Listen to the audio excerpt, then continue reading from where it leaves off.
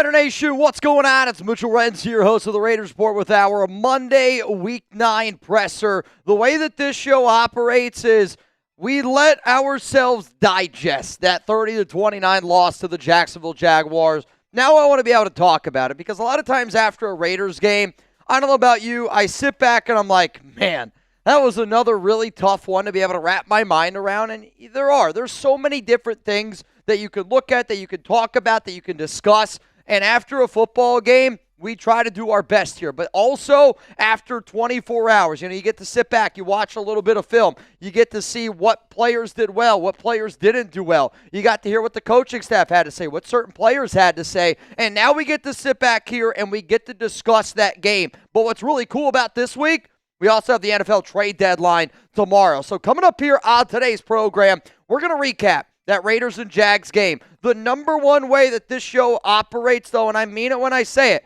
hashtag Raiders or Super Chat to skip the line. I want to hear what you have to say, just like I know that y'all are here to hear what I have to say. Then we're going to go through some of the good and the bad news. I did talk about some of the good, bad news after that game for Jacksonville, and I really did think about doing a full-on overreaction Monday video, but the more and more I sat there last night, and the more and more I thought about it this morning, I was like, not really mad at the Raiders. Yeah, it sucks to keep on losing, but at least this was a football team that showed up on Sunday, which, we really haven't been able to say for a very long time. Then, I want to get into some of the NFL trade rumors that we're hearing about our players also. Some of the trade rumors going on around the NFL. And then, since today is Monday, we are going to get in for a $10 Venmo duck race if you're trying to put some money in your pocket. Yesterday, we gave away $1,630. If you don't know what our Monday's deals are, today, Monday, very simple. If you want to get up on screen, Super Chat,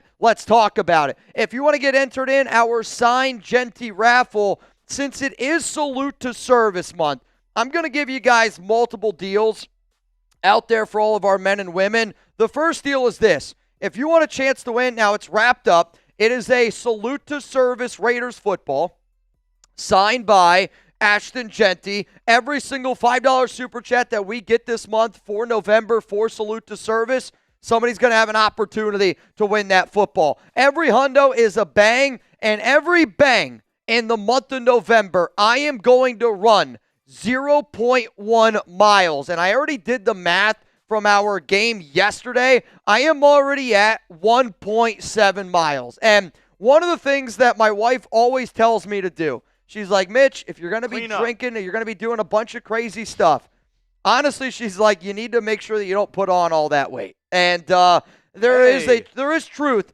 During football season, I put on 20 to 25 pounds every football season. Alex, it's more cushion for the pushing. Sure.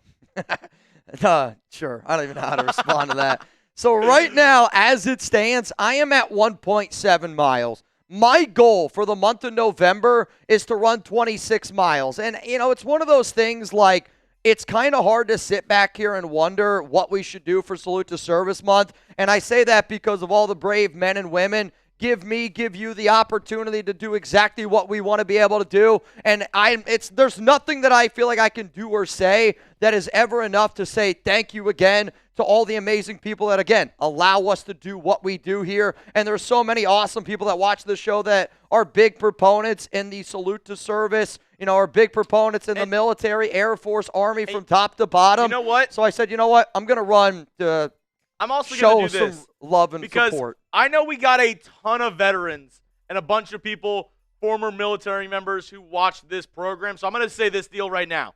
Throughout the entire month, all you got to do, you got to DM me at Jeremy Chugs on Twitter, a photo of you in service, anything like that. I'll put in a free ticket for you for this month. We'll be able to show it up here on stream. I've talked to a lot of people like, LA Crash Dog, 93 Navman, Isaac Hernandez, people who are military members. And, it's always that struggle of how can I possibly tell you thank you? And sometimes, there's not enough ways to be able to do it. So I don't know what y'all are going to do in the month of November for Salute to Service. But to me, I'm all about trying to make Raider Nation a better place. And it's really difficult sometimes when a football team is struggling. So my way to that, I'm going to show love to all the men and women out there. I'm going to run. and I'm going to run. I'm going to keep on running. I got a bad knee, but you know what? We're going to keep on powering through it because that's what Raider Nation does. Just like Forrest Gump. If there's any other ideas out there that you guys could have, please let me know. But every single Friday at the end of the week, I am going to run the miles that I owe, and I'm going to post it on my social media. So right now, I owe y'all 1.7 miles on Friday. That's going to be interesting. How much for dueling buzz cuts? A buzz cut?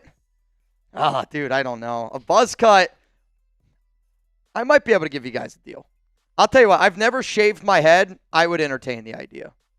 I would entertain the idea. I don't know how it would look necessarily. I am a little bit nervous, though. Our new guy, JD, he's way ahead of me on this one. Oh, yeah. Dude.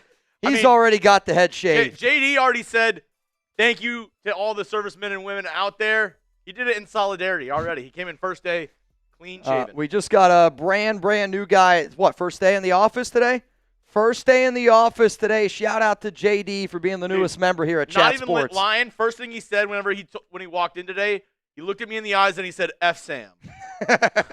I'm on with that one. Grade the Raiders Week 9 game against the Jacksonville Jaguars. And then we are going to get into the very first Super Chat on today's program to the 250 people here in the building. Again, the way that this Monday show is going to operate. The more questions we get in, the longer I'm going to be here for. The moment the questions stop rolling in, that's when Jeremy Chugs and I are going to hop on out of here. But I do have some segments to talk about. We're going to be breaking down a lot of things to know. But Monday's all about Raider Nation. So if you can't super chat, get those questions in with the hashtag Raiders. This is hard for me to grade that game yesterday because, I mean, arguably it's maybe the best game outside of the... I actually think it's the best game I've seen the Raiders play since week 1. I was just about to say, it's maybe the best all-around game I've seen the Raiders play all year. Yeah, and it's frustrating because, yes, you did lose that game, and I'm going to give the Raiders a C grade in this one because I could see it coming together. And, you know, the second half, defense couldn't make any stops. And when I went back, and I really did, I watched the game, I watched the film, I'll probably put more blame on the defense for the reason why we lost that game than the offense. But I would say it's 49% offensive fault, 51% defensive fault. And the biggest reason is in that when you throw the ball so many times with Geno Smith, that was a big reason why time of possession was so much in favor of Jacksonville. And then when you look at that final 6 possessions for the Jags, they scored on all 5 of those 6 possessions. Why? A lot of hands on hips, a lot of tired people. So for me in this one, I'm going to give the Raiders a C grade. But the offense... by far, it's the best offensive game we've had since week 1. Can I ask you a serious question? I would only expect serious questions from you. If instead of going for 2, the Raiders kick a field goal, it's a tie, is it a B-? No, it's an F. It's an F. Because that coaching decision, think about it. That would be you saying, I want to go for the tie when your kicker, the first time he got a chance to kick the extra point, missed it. And if Daniel Carlson knocks through that extra point, the Raiders get the win. And I know the game can go a lot of different ways, and there's no doubt about it. The game can go in a lot of different ways. But that missed extra point, it was such a big factor in the entirety of that game, especially then when Cam Little, whatever the hell his name is, knocks through a 68-yard field goal. It was a tough one. Going for 2 is the only thing that you could have done, it was the right call to do. The tie was right there, though. I would have gone ballistic if they would have just kicked the extra point. I'm not kidding you. I've been mad at McDaniels. I've been obviously mad before at this Raiders coaching staff. There's nothing that would have pissed me off more than that. I would have I'll tell you this right now. If they would have went for 1 and they would have went for the tie, I probably would have stayed live for 26 hours begging for the Raiders to fire Pete. Even if knowing what you know now. Yeah. If you could go back and tell them, hey, you're about to miss this 2-point conversion, would you still have them go for it? Yep, I would have just said, hey, Gino, you see that guy right in the middle of the field, Jacoby Myers? He's going to be really open. Dude, that's what I was trying to tell you yesterday. Everybody was talking about Lockett. Jacoby was wide open. Well, Lockett was he might have actually been more open than Jacoby at first, but because Gino, and when you watch the play, Gino hesitates for a second, and he does that pump fake. And because he does that pump fake, it allows the defensive player to get set and get ready. Lockett's wide open. If Gino would have just reacted the way that he used to react and just let the ball rip. You could tell he's just in his own head right now. He lets that ball rip. It goes right to Lockett, or you just look to your right and you're going to see a wide open Jacoby Myers in the middle of the field. I mean, it was the right play call. It just was not executed. And that's just the way the Raiders season has gone. What's up, Jeff? Would you trade a third-round pick for Jalen Waddle? Also, I think Chip called a decent game. Hard to stick to the run when they stack the box. I could be wrong. Wouldn't be the first time. First off, would I trade a third-round pick for Jalen Waddle? It's an interesting idea. What is he going to be under, I guess, for what's his new contract going to look like?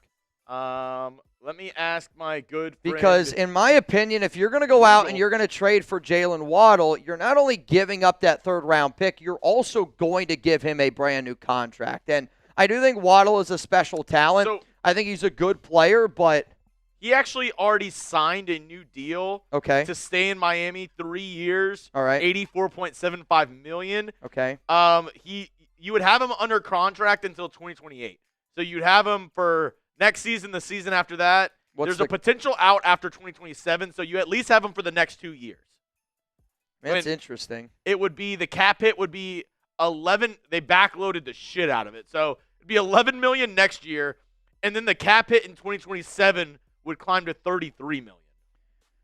I mean, I do like Jalen Waddle, and I like Waddle's ability to be able to stretch the field. I think he works really well underneath. I will also say our Dolphins host, which I do not agree with this at all. He has been the biggest homer for his players. And people always laugh at Mitch for 3 firsts for Max Crosby.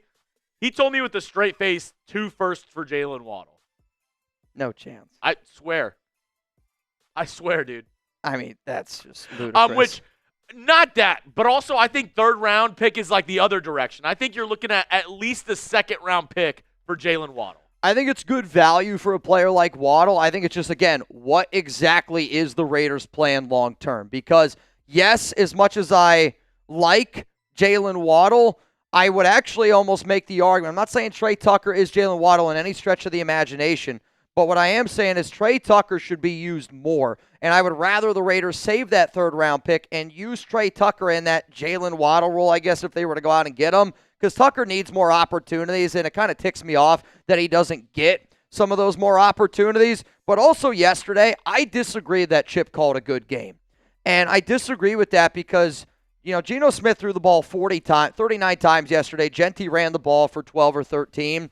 And there were multiple times in that game yesterday that we could have gone with a different play. And yes, you're going to look at the score. I think it's Geno's arguably his best game that he's had with the Raiders since, week 1. Not saying a lot. I think it's also one of Chip Kelly's better games that he kind of got in the groove. You can make the argument that, just having Brock Bowers back is a big reason why that our offense was able to work. But some of the plays that confused me or were concerning to me were, let's just start right at the first play that I'm thinking of, 4th down and 1. 4th down and 1, you need 1 yard to pick up a first down. You put Brock Bowers in an interesting situation, having him be a move blocker, and you're taking a shot down the field, 40 yards down the field to Michael Mayer. I know we look at the box score, and we see the fact that the Raiders put up over 25 points for the first time this season. They put up 29. But, let's look at all the missed opportunities that the Raiders had in the first half of that game. And because Chip Kelly called such a pass-heavy game, our defense was gassed in the second half. It was. Jacksonville's defense was also gassed. But because of that, I think that Chip and PG and Pete, they just all got to get on the same page.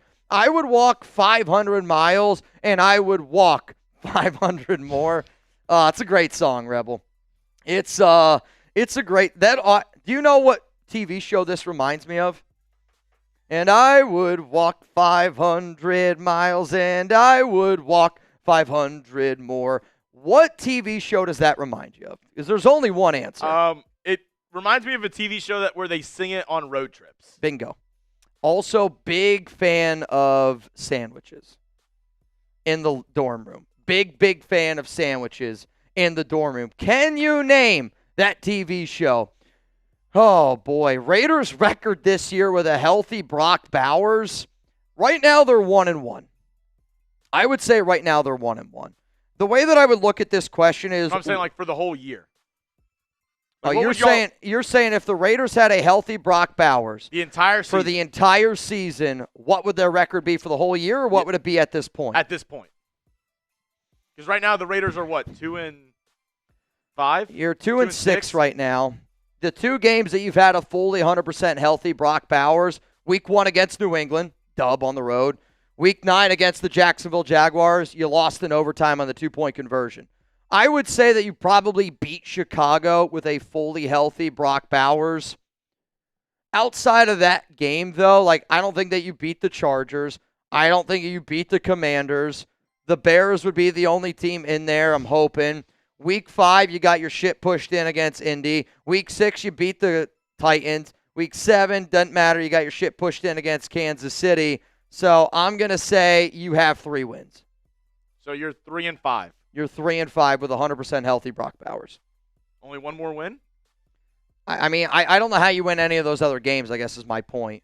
Like, you weren't close in any of your other games. Like, that's why this Week 9 game against Jacksonville is such a mental pretzel for me, because that felt like a game we should have won. It felt like a game that we kind of dominated from start to finish. And dominated is a strong word. That we were in control of that game in the very, very beginning of that game. And time of possession is not going to indicate that. We made a really big interception there. Isaiah Paul-Mal did in the end zone, which kind of felt like we were getting the momentum going. But for us to lose that game was a kick in the dick. But at the exact same time, though, I mean, really watching that game, I felt like from the moment it started, it was like, is this going to be the spot where it all falls apart for the Raiders? Right? Like, is this going to be the spot in this game where it starts to crumble a little bit? We're sitting back wondering, what the hell are we going to do? And that's the truth. That's exactly what ended up happening here. My guitar is going to go with 5-3. I see 2-7 before next Sunday. It's going to be nasty from Frosty. I mean, luckily we're going to go up against the Denver Broncos on Thursday. They're still banged up in that secondary. Not a healthy Patrick Surtain. He's out. Troy Gill and Big Poppy are saying 6-2. 6-2. I guess just where are you picking up those wins? Because Indy beat you 40-6. Kansas City beat you 31-0. Washington was up 34-10 on you. Like, I don't see how you say 6-2. If you want to go 4-4, sure, let's run it. If you want to go 4-4, sure. Do you win that? Well, I guess there's not another game on the schedule that you win besides the Bears game, because no other game is close. That Chargers game? He did, but he was clearly not 100% healthy. Do you win that game with the 100% healthy Brock Bowers? Maybe. I mean, you lost, 20-9. You're unable to move the football. I thought your defense played well in that game. Maybe. You can make the argument it's a maybe there. Hey, we're at 4-4. There we go. We're at 4-4. At this point, I'll do whatever it takes here to get to 4-4, right? Raiders versus Jags MVP. Huge, huge shout out to Lord Cameron Abbott, Mount Raider Moore's very own. My guy, dude. Like, LCA, you do a lot of amazing, amazing things for this show. I am going to be sending you some sick Raiders Report swag. So I just be on the lookout there in the mail. Can we spam some LCAs down below? Let's get some LCAs flowing here on the show. We're going to give some shout-outs on the program. And a reminder, if anybody is trying to get in for our duck race, it is a $10 Venmo at Mitchell Renz 365. Yesterday, we gave away over $1,000 today. Right now, the only person that I see in is Victor Lobos. Victor, shout out to you, brother. Greatly, greatly appreciate you tuning in. Let's go to a question coming in here from DA_Daddy. What up, dude? He seems happy. Ain't nothing to be happy about. They lost to a banged-up Jacksonville team. Pete and his staff are goofies, and so is anyone acting like they did good. Max is mid. And this is where I disagree with you. Like, the Raiders showed improvements. The Raiders showed that they made adjustments, and I think you have to be able to notice that, right? Like, Darian Porter started over Kai Blue Kelly. Yeah, it's maybe not the biggest thing. That's not always going to show up on a box sheet, but, like, to me, that at least shows that the Raiders are making some sort of improvements. It's the best game Geno Smith's had his entire Raiders career outside of that Week 1 game against New England. Like, this was a much better Raiders team. I agree with you that we went up against a banged-up Jacksonville team without Travis Hunter, without Devin Lloyd. They were missing multiple starters on offense and defense. But still, this was a close game from start to finish, and it's a game that I feel like that you should have been able to win. Calling Max Crosby mid, again, I think you're just an upset person who just wants to see the Raiders win. I want to see the Raiders win too. He's an angry elf. But, calling Max Crosby mid is, come on, dude. And I know you're better than that. First-time watcher. 3 starting caliber players were traded in the last couple of days. A cornerback, an edge, and I believe an offensive lineman. We need all 3, but didn't make a move, ... I don't know the offensive lineman that you're referring to. I don't know the O lineman. I'll also say this. Cam Robinson, the Texans traded Cam Robinson at tackle 2 weeks ago. That was to the Browns. I'll be real with you, though, man. I actually don't think it makes any sense for the Raiders to trade for an offensive lineman. And I only say that because I do agree with you, corner and edge is the need. And you're going to see a video that I put out tomorrow where I kind of discuss some of those needs. But the only reason why I'm not going to go out and trade for an offensive lineman is you're hoping that Colton Miller can come back. I don't know if he is going to come back because of the injury he sustained and where the Raiders are kind of at this season. But you drafted Charles Grant and Caleb Rogers. Like, to me, I would just rather, instead of you going out and trading for an offensive lineman, just put Alex Kappa's ass on the bench, and then I would just rather you work with Charles Grant and Caleb Rogers. Roll with the punches there. Let those guys earn their stripes, and even if it's a disaster, then they're at least getting those extra reps. Like, I'm not saying that we couldn't improve our offensive line. We obviously could improve it. I think the easiest way to improve it is just put JPJ at center. But overall, like, DJ Glaze has done, I think, an okay job at right tackle. JPJ, he had almost a 90 overall PFF grade yesterday in terms of pass blocking. Showed you why he's the best offensive lineman we have right now. Jordan Meredith, the snap exchange has been a problem. Dylan Parham battled some injuries. But instead of going out and trading for an offensive lineman, I guess I'm saying I'd rather you trade for a corner and an edge because you drafted 2 offensive linemen in the 3rd round. Like, that to me is a bigger priority than going out and trading for a lineman. Let's go to the Night Devil. What's up, Night Devil? Chugs in for raffle. Raider Nation for life. Let's just improve. Hey, I appreciate that, Fabian, but no way could I get in on the Ashton Jeanty raffle.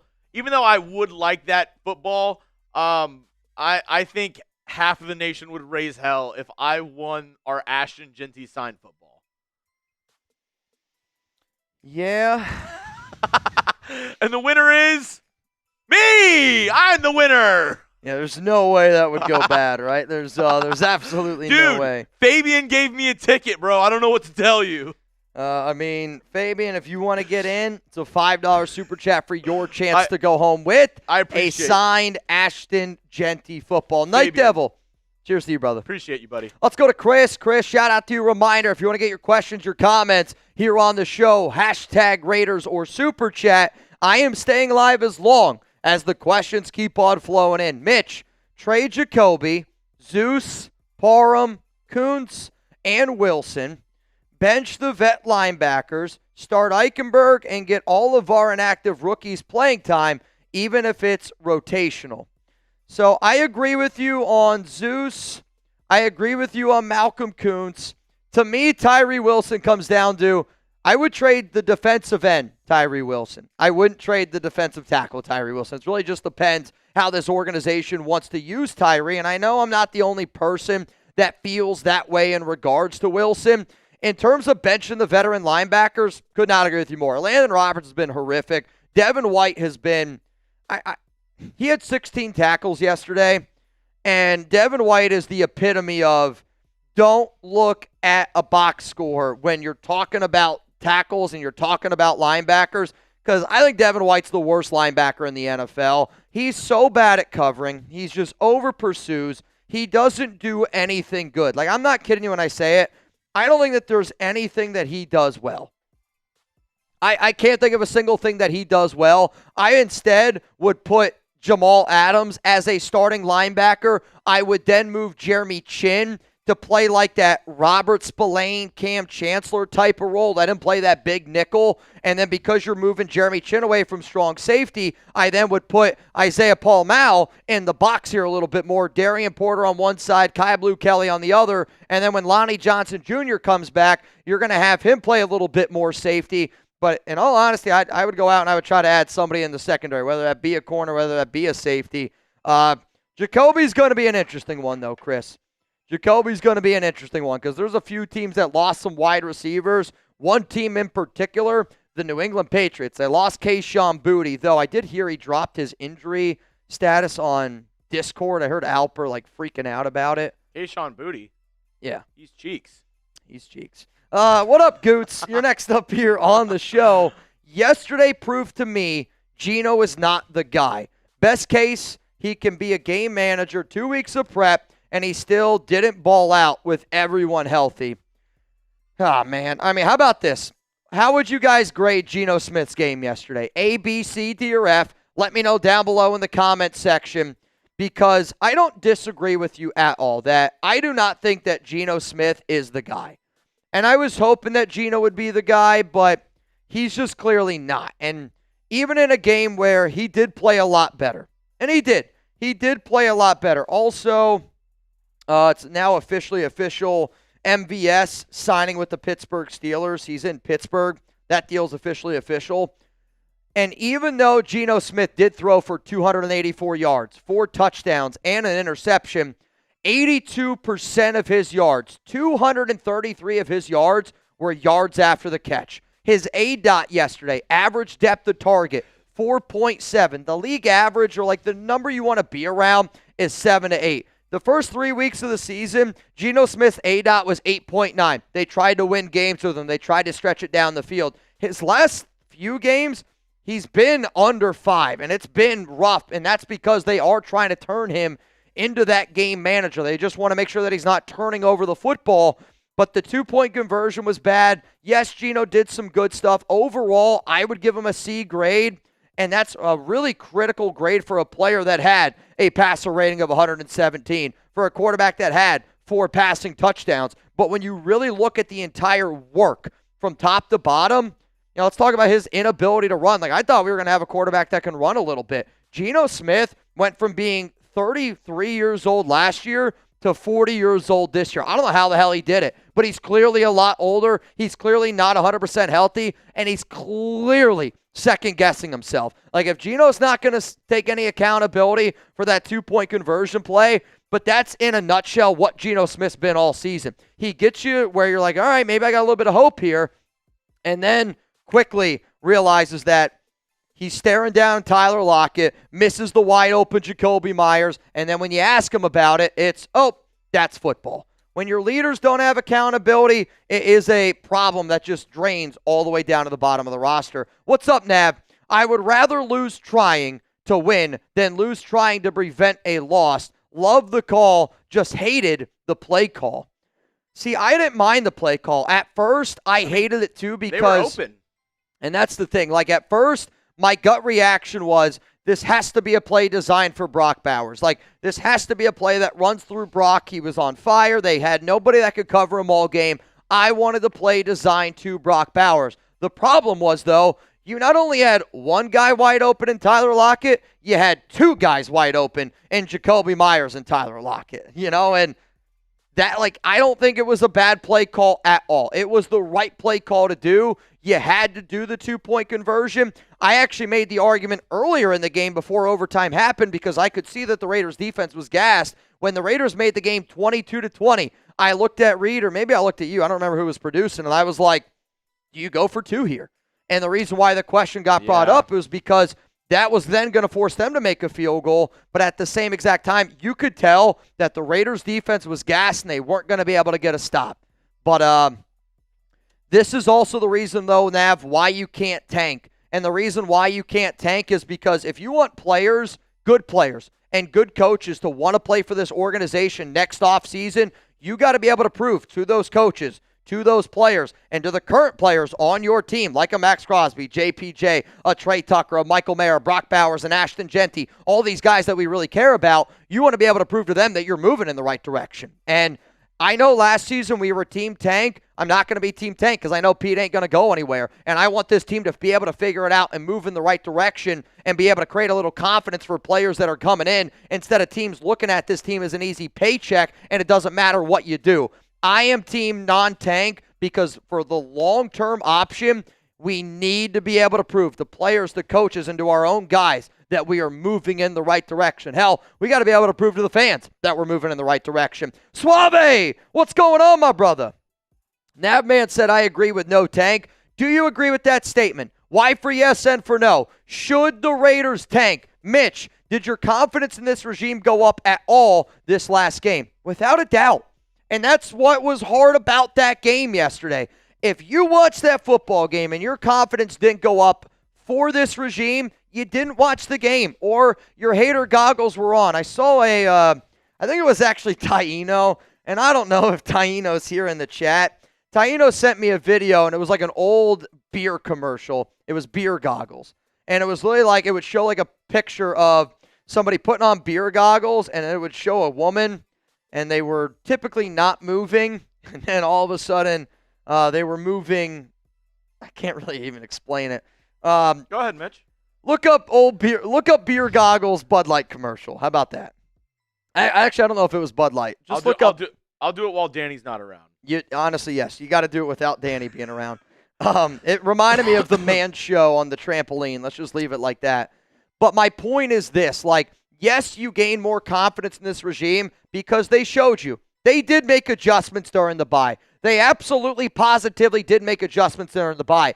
The Raiders were a much better football team compared to what we saw, the way that they looked leading up to that game, because the week game against the Colts, week 6 against the Titans, week 7 against the Chiefs, there was times where we were like, is this the worst team in the NFL? But you also have to be able to gain confidence in this regime because Brock Bowers makes a big difference, right? Like, Brock is that dude. And he reminded everybody again why he's the best tight end in the NFL. And I know Brock Bowers looks like somebody that can do your taxes and looks like somebody that, is this unbelievable, person. But he can block. He can run down the field. He runs through guys. He does so many different things with this offense. And the 2 times that we had 100% healthy Brock Bowers, week 1 against New England, week 9 against the Jacksonville Jaguars. If that's what our team is, this is a good football team. It's not a playoff caliber team, but it's not a 2-6 team. It's a lot closer to a football team that's going to win 7 games, that's going to win 8 games in a season. And I think where we were last season, we clearly have a lot of holes, but the hope is that you're rebuilding, you're building for the future. And yes, I have a lot more confidence in this regime because the players showed you that they didn't quit. And that means a lot to me. Let's go to John Fallon. Also, you're next up here on the show. Who is that? It's Fabian. Fabian? What's he doing? Where is he? Is he flying? I think he's in the I think he's on like a naval ship. Oh, Fabian. I'm like, what on earth are you doing? Fabian, the first service member to get his free ticket during the Salute to Service month. I like it. If you are a men or if you've served in the military, and if you want a free raffle entry for a chance to win this signed Ashton Genty Salute to Service football, all you got to do is follow Jeremy on Twitter and send him a photo. If you send him a photo proving that you served in some capacity, now obviously there's certain people that I already know, so we'll be able to put you in. Well, Navman, I'm still requiring you to send me a photo. All right. Crash Dog will allow it. Preferably a younger Navman, shirtless. Feet out. Feet out. Mitch, if the coaching staff is set at keeping JPJ at guard, who would you try and sign the center from the Ravens in free agency? Oh, man. I mean, I'll say this. It can't be Jordan Meredith long term. And if this is going to be an organization that is set on not playing Jackson Powers-Johnson at center, then Jackson Powers-Johnson is not going to finish his rookie contract with the Raiders. And I know JPJ wants to play center. I know JPJ believes in himself to play center. And I think when you just hear all these people creating all these excuses about apparently JPJ not being smart enough to play center, it's the only excuse that you can't prove. It's the only excuse that you can't prove. I can't prove that JPJ isn't smart enough to play center if you never put him at center. And if all the coaches are going to say, oh, Meredith has got it up here, Kappa's got it up here over JPJ, you can make that argument. With all due respect, though, I don't believe you. And I think it's just you trying to make a story around backing up the reason why you're not putting JPJ at center. because I think everybody can see that he's a good center. He's a great center. He won the best center award in 2023, the Remington, literally the best center in college football. But if it was up to me, I would look to go out and add a young center. And I would go out and look to add some of these young offensive linemen to be able to build in the trenches. Because, you look at a guy like Tate Ratledge, somebody that we could have gotten the third round right now in Detroit, and he's already an instant impact player. I get he's playing guard, but to me, if we're going to build around JPJ not playing center, I think what we need to be able to do is find a center that matches the playing style of Jackson Powers Johnson, which is a physical mother effer that's trying to just put your dick in the dirt on every single snap. And I think that type of skill set does match really well with a player like Ashton Jeanty, which is, again, why I'm a little bit frustrated why they won't go out and add another center, or why they won't add JPJ at center. But there will be plenty of videos that I do this entire offseason on certain guys to look at, certain offensive linemen to look at, but I want to build in the trenches through the draft. Because you look at a lot of teams right now that are winning football games, it's because their offensive line is getting it done. I think the Carolina Panthers are a great example of this, where Carolina struggled early on. They are now leaning on that run game. They are leaning on that offensive line. And even if you don't have as many talented pieces elsewhere, if your offensive line dominates and you're winning in the trenches, that's really demoralizing. And the Raiders don't have that right now, and it's something that they definitely need, because if they figure it out, you could see Genty's talented, and you could tell that he's got that it factor. Let's go to Jacob Holt. You're next up here on the show. As it stands, I got 4 more super chats to be able to go through here. And again, if you want to get your questions, your comments on the show, it's hashtag Raiders or super chat to skip the line. I was a lot more satisfied going for 2 in the win. I would have lost it if we went for the tie, and then brag in the presser, we tied the game.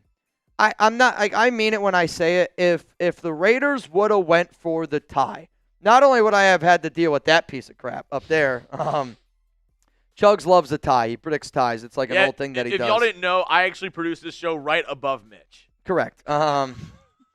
Be quiet up there. But no, like seriously, like if you would have went for the tie, it's a fireable offense. Like I literally would have went live for 26 straight hours, and I would have said, you got to fire Pete Carroll. Because if you have the mindset that you're going for a tie, that's the opposite of compete. It's the opposite of commitment to excellence. There's no other option they could have done. Let me ask you this. No other option they could have done. Let me ask you this. If you were 3-4, or even 4-3, you go for the tie there? No. I don't. Really? Why would you ever go for a tie? Because playoff seeding, it's better than a loss. I hear you loud and clear. So if you're trying to get a wild card spot, I think if you're at that point and it's like week 17, week 18, like the Cowboys and it's very different. The Cowboys and Packers did that. They basically. Well, the Raiders. I mean, you remember that game a few years ago, Raiders Chargers. If it would have been a tie, you would have made the playoffs. In that situation, sure, you go for the tie. In a week 9 game where you're still trying to, I think, figure out your identity, and you're at home, and plus the amount of points that you scored in the second half and overtime, like the Raiders' offense was rolling. I think everything was right about the 2-point conversion. It's just your quarterback didn't execute the play. Let me know why for yes and for no. If the Raiders were 4-3, would you have been okay with them going for the tie? Let me know in the chat why for yes and for no. If the Raiders had a winning record, would you have been okay going for the tie instead of the loss there? There is not a single record where it should be an acceptable answer. I disagree because, like I said, at the end of the day, if you are trying to be a higher seed, get into the playoffs. Nope. I can't get behind it, dude. Yeah, that's just because you hate ties. But I get a tie is better. I get a tie is better than a loss, obviously. But there is something to be said with you trying to prove, like I want a regime that wants to win. Like Pete Carroll in this regime was hired to win. But you can't win in the playoffs if you don't get in because you have a worse record because you didn't take a tie. But if you got a head coach that is willing to take a tie instead of going for a win, you don't have the right guy. You just don't. You just want a tie, and I know that. It is what it is. No, you can't do it, man. What up, Nick? F it, Gino, Aiden, and Kenny. for Josh Allen. And 10 first-round picks, and they still say no. How about this, though? Let's have this debate. That's like being like, I'll take your Dodge Charger for $20,000, and I have 3 sacks of dog shit as well. I mean, that's like, for a Lamborghini, I will give you a Kia, a Honda, and let's go with a Prius. Are you in? No, one of those Lime scooters. I don't know, dude. They're pretty sick, man. A Lime scooter can get around pretty good. But let's have this question. Geno, Aiden, Kenny Pickett. Who should start for the Raiders? Because going into the game last week, I asked y'all, who should be the Raiders starting quarterback? It was 17% of the votes, Geno Smith. 28% of the votes were Kenny Pickett. Whatever the hell the rest of that math is, was for Aiden O'Connell. Hey. It was over 50% people wanted Aiden O'Connell after seeing the game that Geno Smith just had, where he threw for 284. You see that update on Stroud? No, what just happened? According to Adam Schefter, Texans quarterback C.J. Stroud remains in concussion protocol today. Quote, he's feeling a little bit better. Texans head coach D'Amico Ryan said about Stroud, quote, we'll see how the week goes and we'll progress throughout the week. Davis Mills, yeah, it's basically nothing. Basically exactly what we have. Well, I saw Schefter say Stroud, so I was like, oh, here we go. Breaking news. Nothing's changed. I mean, what would you guys go with? Geno, AOC, or Kenny Pickett? Shout out Curtis Bishop getting his free ticket. Salute to service member Curtis Bishop. Curtis Bishop, let's go. Reminder, if you served in the military, if you want a chance to win a signed Ashton Genty Salute to Service football, give Jeremy a follow on Twitter. Send him a picture of you in your military gear. Hey, this was kind of drippy from Carlos. What? Little mirror pick? All right, Carlos, you got to chill, bro. Dude, Carlos, you got to chill, bro. He's got that drip. My wife's on this app. Oh, man. I'll tell you this right now. With the drip like that, Carlos was getting some serious salutes to service. Not a doubt in my mind. Carlos, you're getting in. I see Nom's going to go with Kenny Pickett. I see a lot of Kennys down there. Taino's going to go with Geno Smith. And I'll say this. I agree with you, Taino. I think it's got to be Geno Smith for this week because you got a short week, Thursday Night Football. If Geno's bad against Denver, that's when this conversation's going to get interesting because then you play the Dallas Cowboys, Monday Night Football. You get about 11 days to be able to prepare there. Dallas also, though, they have a bye week, so they technically get 2 weeks to be able to prepare for you. So if I'm the Raiders, I don't make that decision until a little bit later on in the week because then that takes away the advantage that Dallas has to be able to scheme for your football team. Suave! Bowers is the real-life Clark Kent, LOL. That's what, Superman? I was gonna say, I didn't know if you would get it. Well, I could see the doubt in your face, and then JD's over there. He gave me a smile when I said Superman, so I felt a lot better about my answer. JD looks like he works for the Daily Planet right now. He's got his notebook. He's got... I'll tell you, JD looks way too smart to be sitting in on this Raiders Report show. Way too intelligent. Do y'all want to meet the new guy, JD? If you do, give me some JDs down below. How old are you? Old enough, all right? Oh, yeah. Oh, yeah. Single? Oh, Uh-oh. ladies. Waiting to mingle. He's waiting to mingle. The Raiders dating game. Do you like beer? Who doesn't like beer? Oh, wow, there we go. Good answer. If we got a $100 super chat, you got a beer bong in you? He said F it, let's go. All right, I'll tell you this right now. If we get a single bang today, I'm going to put down a beer bong with the new guy, JD, here on the Raiders Fun Report. fact, my first day also did a beer bong on the Raiders Report. Also, it's not even your first day. Oh, my interview. Before we even hired Jeremy, we were like, hey, we interviewed this guy. We're going to get him up on the show. I think he did a boot. Deleted the boot, and then hence the name Chugs. I'm not like actually if you have ever wondered how Jeremy's name became Chugs, before he ever worked here, he did a boot on the Raiders Report. Everybody was spamming Chug because it was absolutely disgusting how quick he put it down. And ever since then, it's stuck. Chugs. Our guy, Sway. Sway! Oh, dude. Sway's got that head tilt in that. You see a guy with that, like, you're posing like this, bro. What's up, Sway? What's up, Sway? I got you in, man. I got you in, Sway. To the 450 people that are watching the Raiders Report right now, if you want to get your questions, your comments on the show, it's hashtag Raiders or Super Chat. The deals that we have here on today's program are, if you want to get up on screen, hashtag Raiders Super Chat, we're going to talk about your question. Every $5 Super Chat that comes in today, you are entered in for our Ashton Jeanty signed football raffle. It is a salute to service football. I don't want to take it out of the packaging, so that way it's nice and fresh. Is there a ball sack in there? I actually think it is for, like, the ball, like, That's to what I'm cover saying. it up. Is it a ball sack? I actually think it is a ball sack. Yep. And then you can also see the card, which shows it's either JSA certified or COA certified. Yeah. So the card is in there, which is just authenticated. That way it's proof that, it was actually signed by Ashton Jeanty. And if you want to get in for a chance to win some money here on today's program, it is a $10 Venmo at Mitchell Renz 365. And I'm looking down below right now, and I'm seeing, what do we got here? We got a few people getting it in, which I like. Justine Gonzalez, I see you. You in. Giuseppe, I see you. You in. What do you got for me, Giuseppe? It's actually from Justini. Ooh, Justini. Justine Gonzalez, or as Mitch likes to put it in our duck race, Justine Gons. Hey, Mitch. Gino seems to have a lot of passes tipped. Maybe telegraphing his plays? He's definitely telegraphing his plays, but it's not only telegraphing, he's second-guessing himself.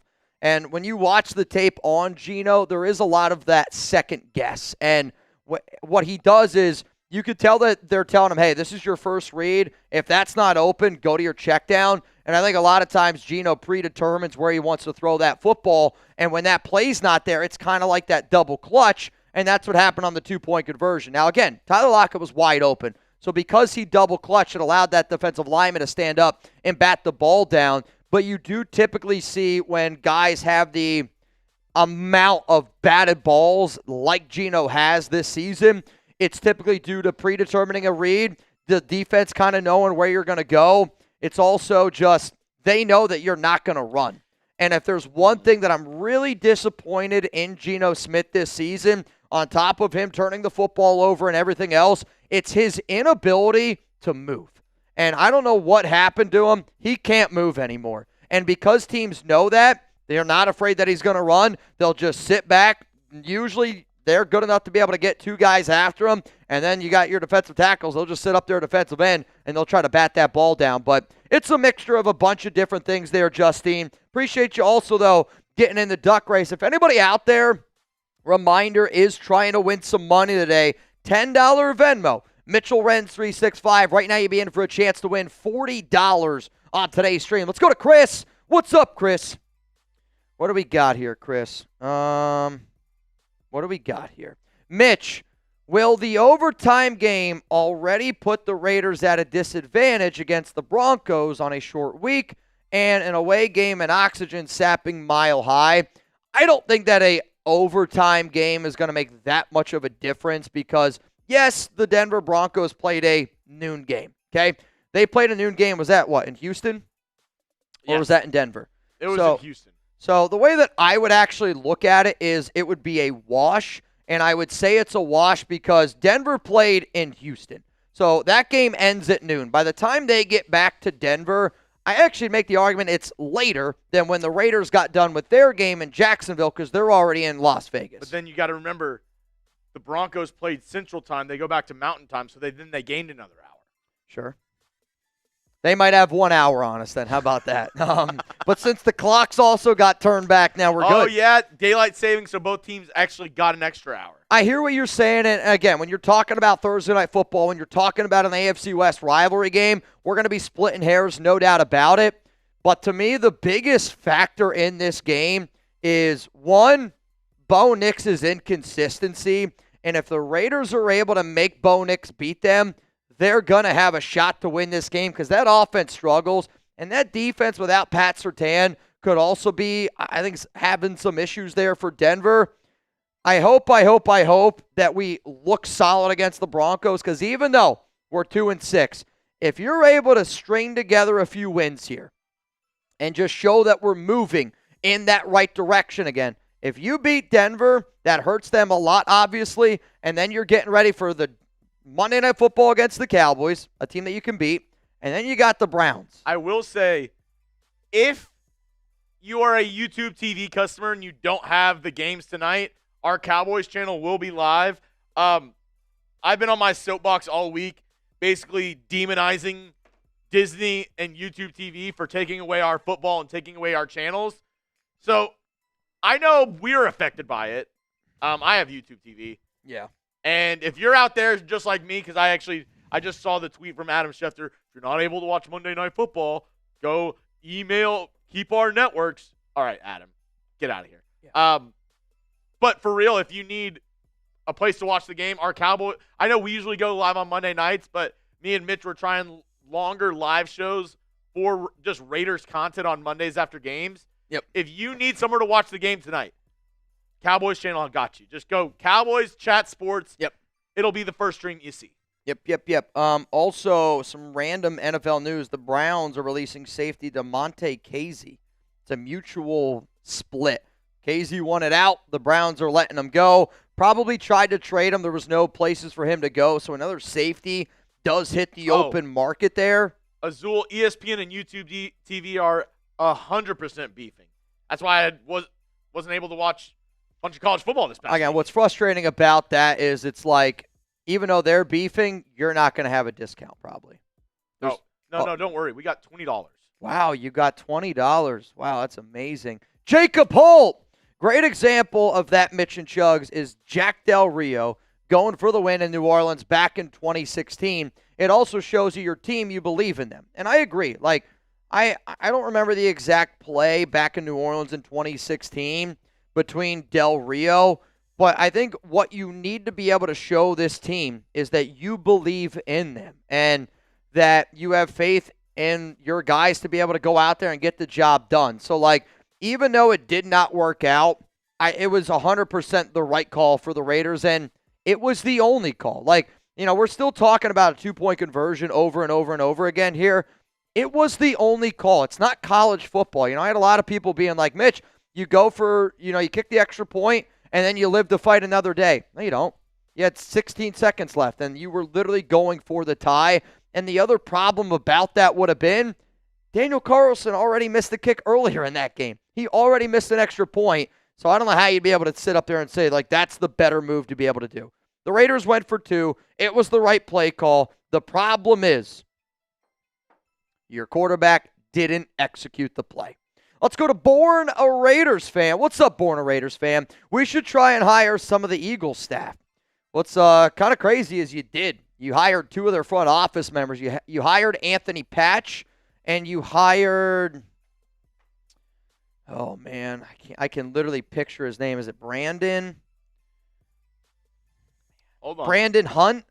I believe you hired Brandon Hunt and Anthony Patch, and both of those guys, if you look at a lot of the reports, a lot of the stories around Philadelphia Eagles, like when those guys got hired, they were considered the right-hand man to Howie Roseman. So, like, the Raiders, again, like, what's frustrating about this season is I think they actually did a lot of things that I agree with from a front office standpoint. I thought that they built a good staff. Now, clearly they lack talent, and they do. They clearly lack talent. They clearly lack depth. But we do have two people in our front office from that Philadelphia Eagles staff, and one of the things that I was hoping that we were going to see, because one of the things that I was told earlier this offseason from somebody from John Spytek's camp was that this was going to be an organization that tries to replicate what Philadelphia did to the Kansas City Chiefs in that Super Bowl, where they were going to play this brand of FU-style football. We were going to try to dominate in the trenches, and we're going to try to dominate with our ground game. They go out, they get Ashton Genty, and then they haven't done anything else that they said that they were going to do, at least what I was told.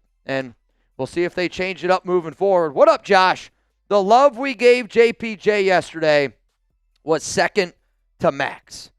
And, Jackson Powers-Johnson, though, deserves it. JPJ had a good game yesterday. Like, he is our best offensive lineman right now. I don't think that you can tell me otherwise. He has struggled at times this season in terms of pass protection, but he was much, much better yesterday in terms of pass protection. And he's the guy that if I'm going to run on 3rd and 1, 4th down and 1, that's the guy I want to run behind. But also credit Jacksonville. Jacksonville started taking him kind of out of the game in their own way, where they would crash in on him. They would almost like double JPJ, and they would make another offensive lineman figure it out. And Meredith struggled yesterday. Parham was battling some injuries yesterday. DJ Glaze, I thought yesterday had a little bit of a rough game. I'm not going to lie to y'all, but that's also against the Jacksonville team that hasn't had a lot of success being able to get after the quarterback. Let's go to Stabler for president. After the Denver game, we got to start to see what we have in the youngsters. We should already be starting to see what we have in the youngsters. Like, I think that's another one of the most confusing parts about this season. And Darian Porter got a start. That's really good. I'm happy that he got to start over Kai Blue Kelly. But I want to see more Tonka Hemingway, J.J. Pegues. They can't be healthy scratches anymore. Yesterday, Tyler Lockett, I get it, only one target. But Tyler Lockett showed you that he's the exact same receiver that was there in Tennessee. Somebody who doesn't have the ability to be able to separate, somebody who doesn't have the ability to be able to take the top off of a defense. And I get you wanted to add Lockett, but I don't think it makes sense to add Tyler Lockett to then take away reps from Dante Thornton Jr. and Jack Besh. Jack Besh should have had more opportunities yesterday. Dante Thornton was a healthy scratch yesterday. So, to me, I want to see some of our young players just get some more reps because we're a 2-6 football team. We're a 2-6 football team that needs to test out some of their young guys because our staff is kind of coaching like we're 6-2. Angel Carrillo didn't have to stun on me like that. Uh-oh. What do we got here? Oh, bro. Angel Carrillo. All right, Andrew. Said, not only me, but my boo. I mean, I'll say this right now. That's, you're stunting. And you're also getting a free raffle entry for a little Genty Magic. Let's go to MJK. What's up, MJK? Appreciate you tuning in. Robert said, where's JD? We said we'd showed him if we get a bang and he'd do a beer bong, but nobody has taken up the offer yet. And JD, I mean, I saw him today sitting down across from me, and I was like, is that new guy? No. He came in, you came in 2 weeks ago? A week ago? Yeah. Beginning of the month? It's November 3rd, so I don't think that's possible. Mitch, if they blow Chip Kelly, out after the season, what do you think about Mike McDaniel for OC? If not him, then who? Yeah, I would take Mike McDaniel on a heartbeat over Chip Kelly, and I think Mike McDaniel is the epitome of some guys are made to be coordinators, some guys are made to be head coaches. And, Mike McDaniel's laid back, fun style is really good, I think, for offensive coordinators in the NFL. He's a little bit lackadaisical from an NFL head coaching standpoint, but there will be videos that I start making because I think that we have a bigger OC problem than we do a quarterback problem, in my opinion, right? And I don't think that there's a lot of people that maybe agree with that statement. Maybe there is a lot of people that agree with that statement. I'm not 100% sure, but I do actually think that we have a bigger OC problem than QB, and it's hard to win in the NFL when your OC and quarterback aren't up to the standard of what you're looking for. But one of the videos that I will do, and one of the options that I am hoping for in terms of videos that I'll do, is potential OC candidates. To Black Sheep, I know I said the other day that I was hoping that Tyler Lockett could be a viable deep threat, but they also didn't test him out. And the viable deep threat is more of a chemistry thing with Geno Smith. Would Geno take more shots down the field if it was a player with Tyler Lockett that he has more trust in compared to a player like Dante Thornton that he just clearly, didn't have the chemistry. They clearly wasn't a lot of trust. They used to throw it deep to Dante, but then they just stopped doing that entirely. So I hear what you're saying, but my point I think was a little bit more of if you just have a viable deep threat in Lockett, could you go to him a little bit more? But yesterday it was you could tell. Yesterday they are scheming up Geno to not lose them the game. And they're just dinking and dunking, a lot of yards after the catch. But I hear you. Let's go to Suave. What's up, Suave? You're next up here on the show. Appreciate you. You are 100% correct about Geno predetermining his passes. Bowers said that. He told him he was throwing the fade no matter what on his booty touchdown. I don't know if, like, that to me is not predetermining where you're going to throw the football. Like, to me, predetermining where you're going to throw the football is before you even call hike, you're going, I don't care what that coverage is, I'm going to go to that guy. We're going to go to Brock Bowers predetermined was what the play was. And they lined up Brock by himself over there one-on-one. Quite frankly, if you're in the red zone and you get a one-on-one opportunity with Brock Bowers, I'm never going to get mad that you try to go for that guy. And if there's one guy to predetermine to throw to, it's probably number 89 on top of that, right? So, like, I know what you're saying of I agree that he's predetermining certain throws, but that's not the example I'm going to give because, yes, it's one-on-one. It was a good shot to be able to go with. So, like, one-on-one opportunities with Brock is never a bad decision in my book. You look at Geno in Seattle. Yeah.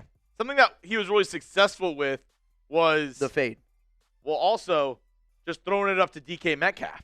Yeah. You know, like he had a great downfield threat and was able to just uncork it whenever it was one-on-one coverage. And the one thing that he hasn't had with Brock Bowers out is somebody who he can throw to no matter what. Yeah. And, I mean, one of the best parts about Geno Smith's game, when like some of the notes I'm looking at here from my tape breakdown back in April, was he had really good fades. And he was good at being able to throw, like, the 20-yard fade, the 30-yard fade. I thought you were saying, like, the haircut? Fades. If it helps, man, if it helps. But I hear what you're saying, but I don't agree with that play in particular of a predetermined play. Let's go to Stabler for president. What's up, Stabler? Bowers was making one-handed grabs yesterday. Why not fade to him on the two-pointer? So I'll be real. I don't love fades in a two-point conversion type of scenario. What I wish they would have been able to do is get Bowers involved in that play a little bit more. But, like, again, I don't think it's right to pick apart the two-point conversion. It did fail, but it failed because Geno Smith made that play fail. Like, that's the truth. Lockett's wide open, double clutch. If he doesn't double clutch, touchdown or two-point conversion. If he just realizes, like, if that first time he went pump fake and he would have just went pump fake, looked over, he would have saw Jacoby Myers right in the middle of the field. Nobody would have been around him. But the Geno problem is, I got to force this ball here, and now I'm going to throw it. Defensive guy is able to time it up and swat it down. In the moment, I said I wanted the ball to go to Brock Bowers. But when you really sit back and you watch the play, it was the right play call. Let's go to Stick. What's up, Stick? When DC missed that extra point, Daniel Carlson, I said to my compadre, we are losing by 1 point today. Compadre. Also, I've never heard Daniel Carlson. I couldn't agree. I literally the first thing I thought was, crap, this is a Derek Carr question. I was like, here we go. More and more Derek Carr questions. That extra point was such a monumental missed extra point throughout the entirety of that game because, it would have made Jacksonville always have to go for a touchdown instead of kicking field goals. It also would have allowed the Raiders to kick field goals instead of always having to go for a touchdown. And, it would have made the Raiders would have won that game if you knocked through that extra point. I could not agree with you more, man. But that's just how this season has gone. Sometimes you look at a team like the Chiefs. I know the Chiefs lost yesterday, but going into that game, it was what? They had 8 fumbles, and all 8 of their fumbles were recovered. Sometimes you got to be lucky to be good.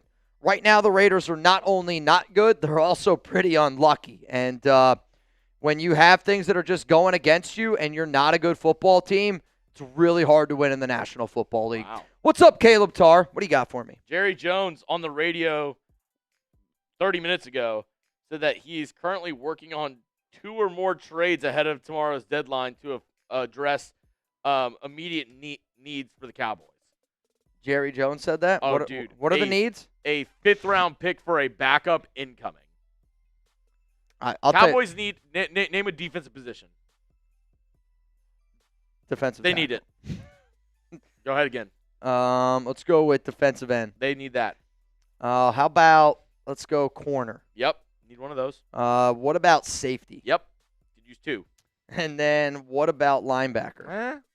I'm kidding. They need one of those too. They need every position on the defensive side of the football. And I mean, if the Raiders were to trade anybody to Dallas, it's Tyree Wilson. Be on the lookout. He said he's working on at least 2 trades right now. He's working on 2 trades right now. While he was on the radio. Attaboy, Jerry. So he's multitasking. When she asked what I'm watching, I told her Uncle Mitch. Shout out to my daughter, Reese, on her 5th birthday, wears different Raiders PJs every single night. We haven't done this in a while. You down for a little happy birthday? Oh, yeah. Can you guys get some HBDs down below for Reese celebrating her 5th birthday? Uncle Mitch. I like the ring of that. Caleb, shout out to you. Reese, happy birthday. Happy birthday to you. Happy birthday to you. Happy birthday, dear Reese. Happy birthday to you. Happy birthday, Reese. You know what? Whoever spams HBD down below the most. Oh, yeah. We are going to give you guys a song. free raffle entry Reed, do you for a sing that chance version? to win a signed Salute to Service football from Chip, Ashton you Genty. you don't do that version? No? No, not usually? I don't know what other version you're talking about. I'm going There's to be 2 honest with versions you. of the Happy Birthday song. And if you know, you know. There's that version, and then there's the Happy Birthday to you. Happy birthday. Philip Bogert, you in?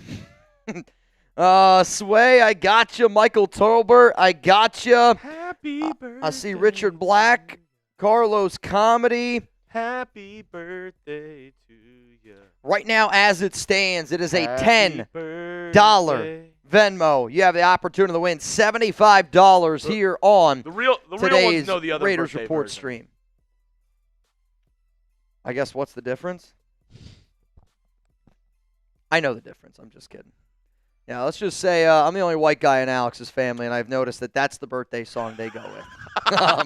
It's a little bit different, but you know what? It's all Different good. songs for her mom and then her dad.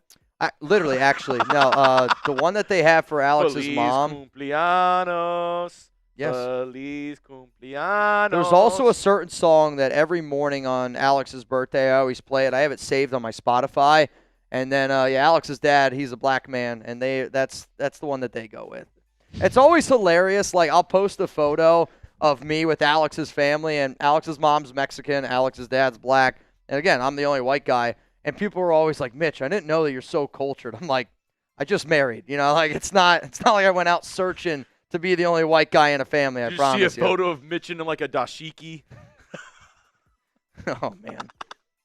Go Raiders. Yep. Rebel, I don't wish Gino to get injured after the Jaden game. You know, the Jaden Daniels injury was a scary one. You should never wish anybody to get injured. And I hope that Jaden Daniels is all right.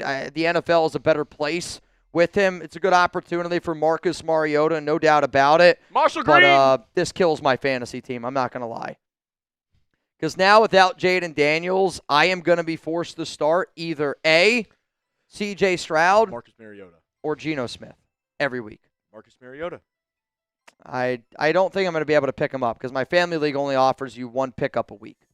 And dude, So it's brutal, man. It's brutal. Mando, what's up, Mando? You're next up here on the show.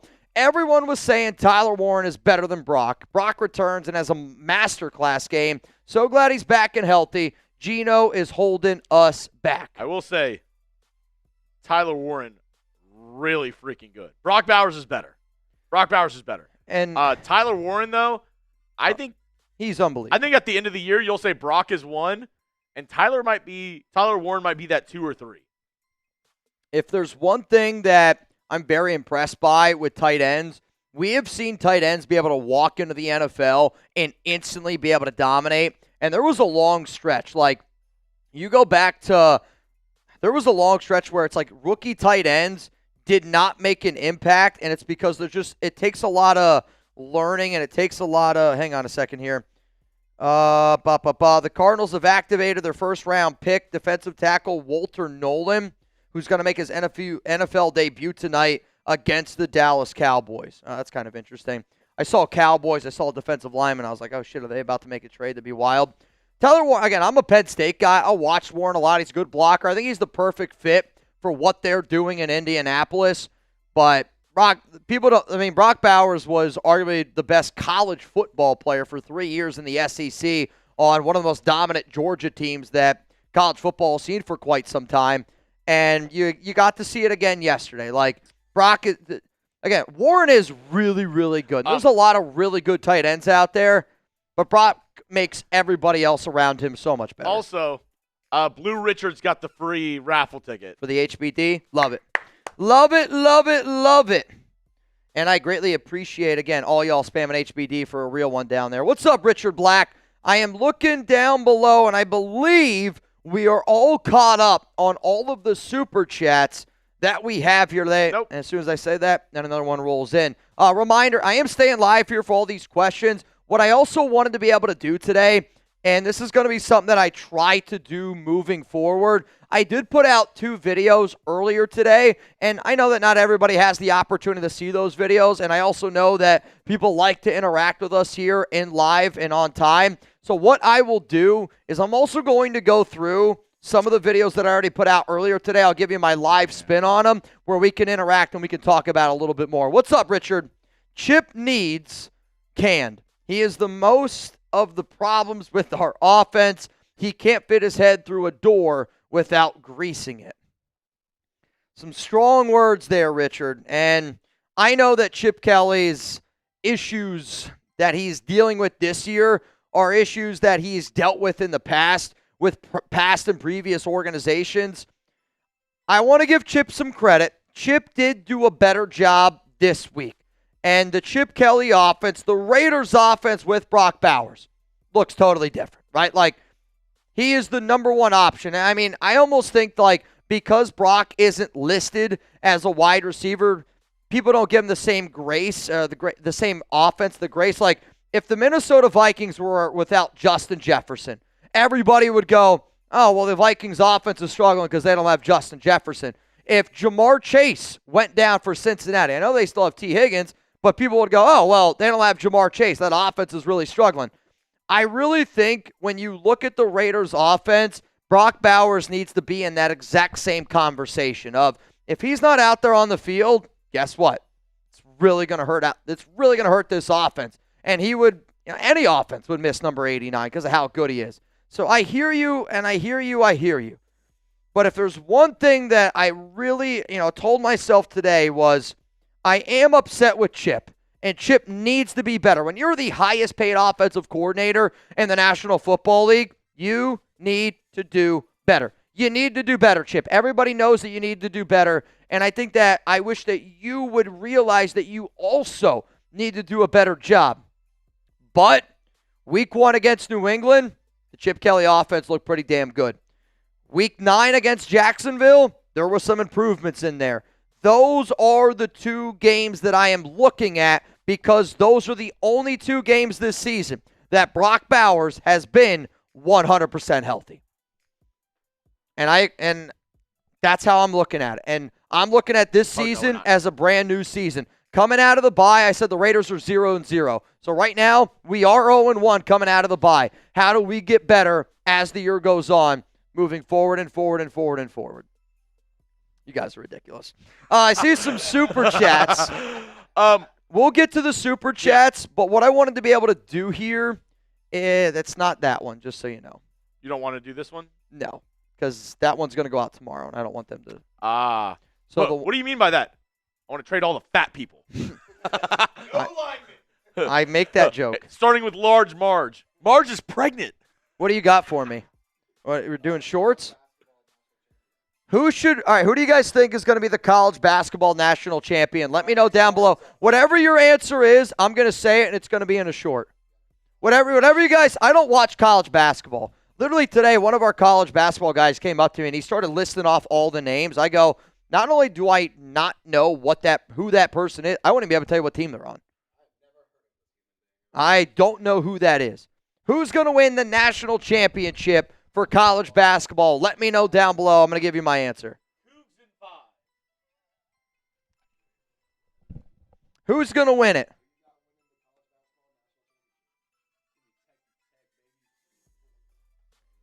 Texas Tech. Yeah. That's our.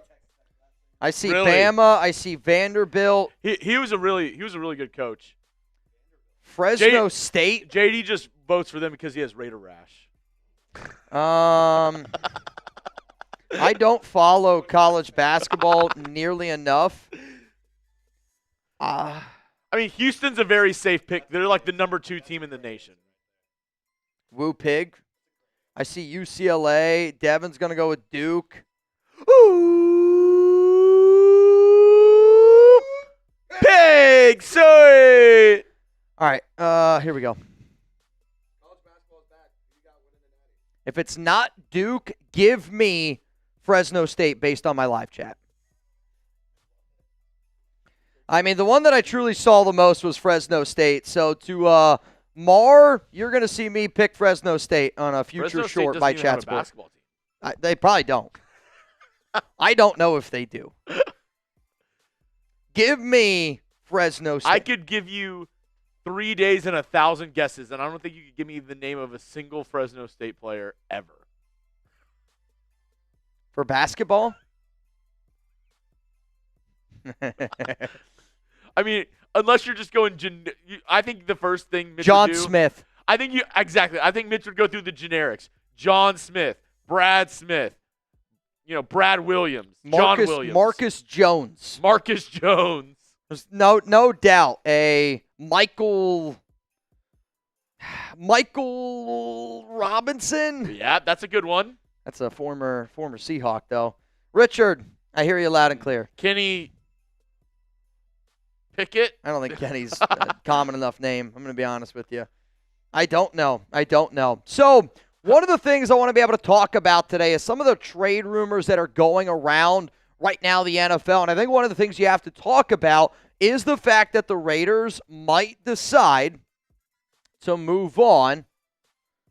Hang on. I'm reading. Oh, that's something else. One of the things that the Raiders might decide to do is they might decide to move on from Malcolm Kuntz. Now, a video that I put out earlier today was around big-time NFL trade rumors from Ian Rappaport. And Ian Rappaport, in his most recent report, now again, I made this video early this morning, so I don't know if there's any new information that has potentially come out since then, but Rap Sheet put out 4 names that he felt at the edge position could potentially be traded. The 4 names were Jalen Phillips, Bradley Chubb, Arden Key, Malcolm Kuntz. The fact that Jalen Phillips was already traded earlier today to the Philadelphia Eagles, and do we have that trade, by the way? I think we should. So we do have the trade. If you guys want to let me know down below who you think won this deal, Jalen Phillips goes to Philly. Dolphins get a 3rd-round pick in 2026. Where do you lean on this one, Chugs? Because I actually think this is a pretty easy determining. I think for me, who I think wins? Yeah, I think Philly wins this deal. Well, hold on. What? First off, it's The title? yeah, Jalen Phillips. Yeah. I didn't notice the other eyes. I think the Eagles win this trade, but I don't think the Dolphins lose it. Agreed. Because I think this is an even trade because the Eagles, they have an excess of draft picks, and they already have a young team. So at a certain point, they have to get rid of some draft picks to get guys in their locker room because they're not going to add, 13 guys in the draft next year. Yeah. You're just not going to have that many rookies on your team. So you go ahead and trade one of those away. It's actually funny because they already, I think, own another 3rd-round pick. Correct. And they gave away their own, which they think is going to be a worse 3rd-round pick than the other one they own. Correct. So the Eagles, they get, an edge rusher at and a spot. And if Jalen Phillips doesn't return to Philly, they're probably going to get a 3rd-round comp for him. And this is why Howie Roseman's playing chess. Like, if Jalen Phillips doesn't go back to Philly, they're going to get a 3rd-round comp for him in 2027. Yeah. Or 2028. Either way, you're going to get a 3rd-round comp for him. So, you gave up a 3rd now, but you're going to get that third back. Or you get the healthy Jalen Phillips and you go out there and you try to do something special. Mike Nintendo Master in the chat. We've been talking about you all day, Mike. What's up, Mike? I've been trying to work my way up some power rankings. Let's just say that. Let's just say that. I know Jalen Phillips has got a lot of injuries, but I guess my bigger point of what this report is, if Phillips got traded, okay, I think then you obviously Rapp's got a lot of sources. Rapp discusses a lot of different things. But for a player that he ties with Malcolm Kuntz, for that player to already be dealt, yeah, Bradley Chubb makes sense. Arden Key makes sense. I think Malcolm Kuntz makes a lot of sense of potentially getting dealt. My point is here, if you were to ask me right now, who do I think is the most likely player that the Raiders trade away before the deadline, I actually think I'm going to lean Malcolm Kuntz. And I would not have said that last week. I would have said Jacoby Myers, and I think a lot of us would have said Jacoby Myers. But the more and more reports that are coming out, I think it's Malcolm might get another shot somewhere else, but it's because teams always look for edge help, and I would say it's probably a 6th, 7th round swap. I'd say the Raiders would get a 6th round pick, and then the team would probably get Malcolm Kuntz in a 7th, and that's because they're going to take on his contract. But yeah. Malcolm is definitely a player to keep in mind that could potentially be dealt. And we were just discussing, I mean, it's funny because Tom just put a video. He was like, best practice, if your owner randomly says he's making a trade live on the radio, make a video.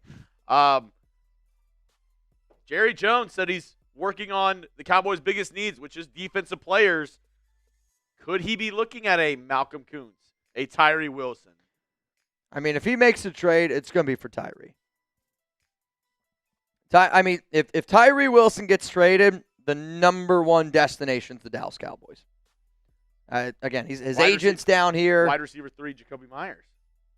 Now, if Jacoby gets dealt, I think the number one team to keep an eye out for Jacoby is the New England Patriots. Because, again, I don't know the severity of that Kayshon Boutte injury, but the Patriots were already calling about him a lot.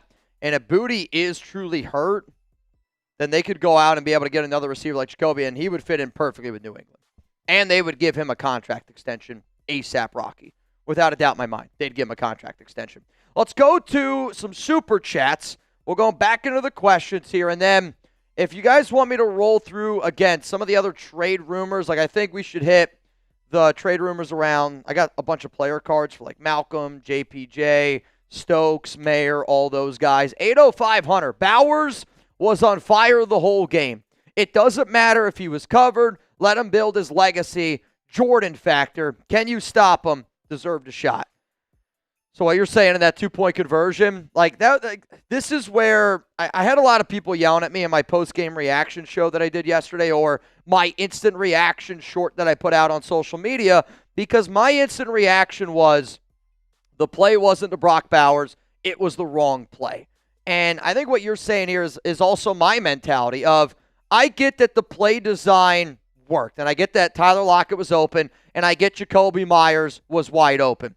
But like you could say Jordan, you could say Kobe. In my personal opinion, if you're coming down the court, right, the Golden State Warriors, if anybody out there is a Warriors fan, also 805 Hunter. I actually have some 805 beers in the fridge for anybody out there from the 805.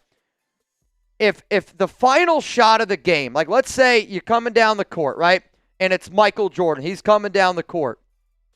Even if Michael were to dribble between his legs, do all this crazy stuff, and if he were to throw the ball to a wide open player and that player were to miss, like you could say it was the right play because he was wide open and it just didn't go in. But there is that part of me where I go, because Brock Bowers was on fire all game, it's like I wish that they would have just given him a shot to go make a play and go do something amazing. And it's kind of like that. Again, if Jordan's coming down the court, I don't think Jordan's passing that ball. I think Jordan's going to put it up even if he's double teamed. I think if Kobe's coming down the court and he's got that shot, he's going to take that shot. If Steph Curry's got the shot, he's going to take the shot. So, like, wow. that was my mindset. Certified LeBron hater over here. What? Mentions every player except LeBron. Well, if there's one player out of those mentioned, LeBron would be the one to give it up. Good teammate. He is a good teammate. He is more of a distributor. But, like, I went with more the He was on fire all game. I hear your logic, but it's hard to have that logic because it was the right play call and because he was so damn wide open. I get it. It's different football to basketball, Mitch but just hates LeBron. I actually love LeBron. I'm a bigger LeBron supporter than I probably am. I mean, LeBron's one of my favorite players of all time. LeBron's the reason why in the NBA growing up I didn't have a favorite team. Because wherever LeBron went, I rooted for. I did. I am a LeBron fan. I'm always going to be a LeBron fan. Quite frankly, I don't see how people aren't LeBron James fans when you consider everything that he's done in the community. You're like a wild one with Derek Carr. I guess. I mean, did Derek Carr put 1,000 kids through school? I don't know. Philip Rivers did. They're all his. Touche. Angel Molina. What's up, man? Mitch, two things. All right. One, get some tacos. Nope. Al Pastor, I'm in. You've been a real one. Please keep up the good work. Angel, I appreciate that, dude. And, I never know what to expect when I do this show. And that's just the God-honest truth, right? Like, it's hard for me to ask Raider Nation to show up every single day. And it's tough. You guys probably say the same thing, right? Like, it's probably for you guys to say it's probably tough for you to show up every single day. And it is. Like, it is honestly tough talking about the Las Vegas Raiders when they are 2-6, coming off a year where they were 4-13, coming off a year where they were 6-10 with Josh McDaniels, right? Like, I hear you loud and clear. But I do this show, and I love being able to do this show, and I try to keep the nation entertained because I love Raider Nation. And, we've been able to build so many awesome relationships through doing this show. And to the 406 people that are here right now in the building, I see you, I salute you, but I'm not eating tongue tacos. I'll tell you that. Dude, they were good. I just can't do it. JD, would you ever eat tongue tacos? Lingua. That's my guy. He knows what's up. They weren't bad. They weren't bad. I will say later on, I don't know if the tongue agreed with my stomach. Really? I was getting tongued on the inside. Literally eating you out. Literally. It was literally dude. Eating you out. I'm not even gonna say that next joke. It's not a good joke. I was gonna say coming out, but I don't want to tongue there. Yeah, it's somehow you had a rim job. So, somehow I went from eating tacos to talking about salad. Wow. What I'll say. Monumental injury here. Joe Alt will undergo season-ending ankle surgery, and he is done for the season. That is a huge, huge, huge loss for the Los Angeles Chargers. And it's massive, too, because I was actually looking at the playoff picture right now. And Alan, explain why, Mitch. It's a mental thing, Alan. It's a mental thing. All right, you know what? To everybody out there, you want me to eat tongue tacos so damn bad? Here's my deal for Thursday night. I can't. We're doing an actual game on Thursday night. For next Thursday night. For next Thursday? Oh, shit, dude. But I'll give you guys next Thursday night, Week 11, Thursday night football. I will give you guys a deal for tongue tacos. It's very important. It's a mental thing. The Chargers sit 6-3. They're currently the 6th seed in the AFC. Without both now their starting tackles, will they now fall out of the playoff race? I mean, that's a team they really, really missed Joe Alt. And you could tell that they are struggling a little bit more than what they anticipated on that offensive line. But at the same time, the Chargers are a team where they're playing well right now. And I look at them and I go, the collapse is going to happen. I don't know when, but I think the collapse is going to happen. Mitch, we win yesterday if we had Shador. Oh, boy.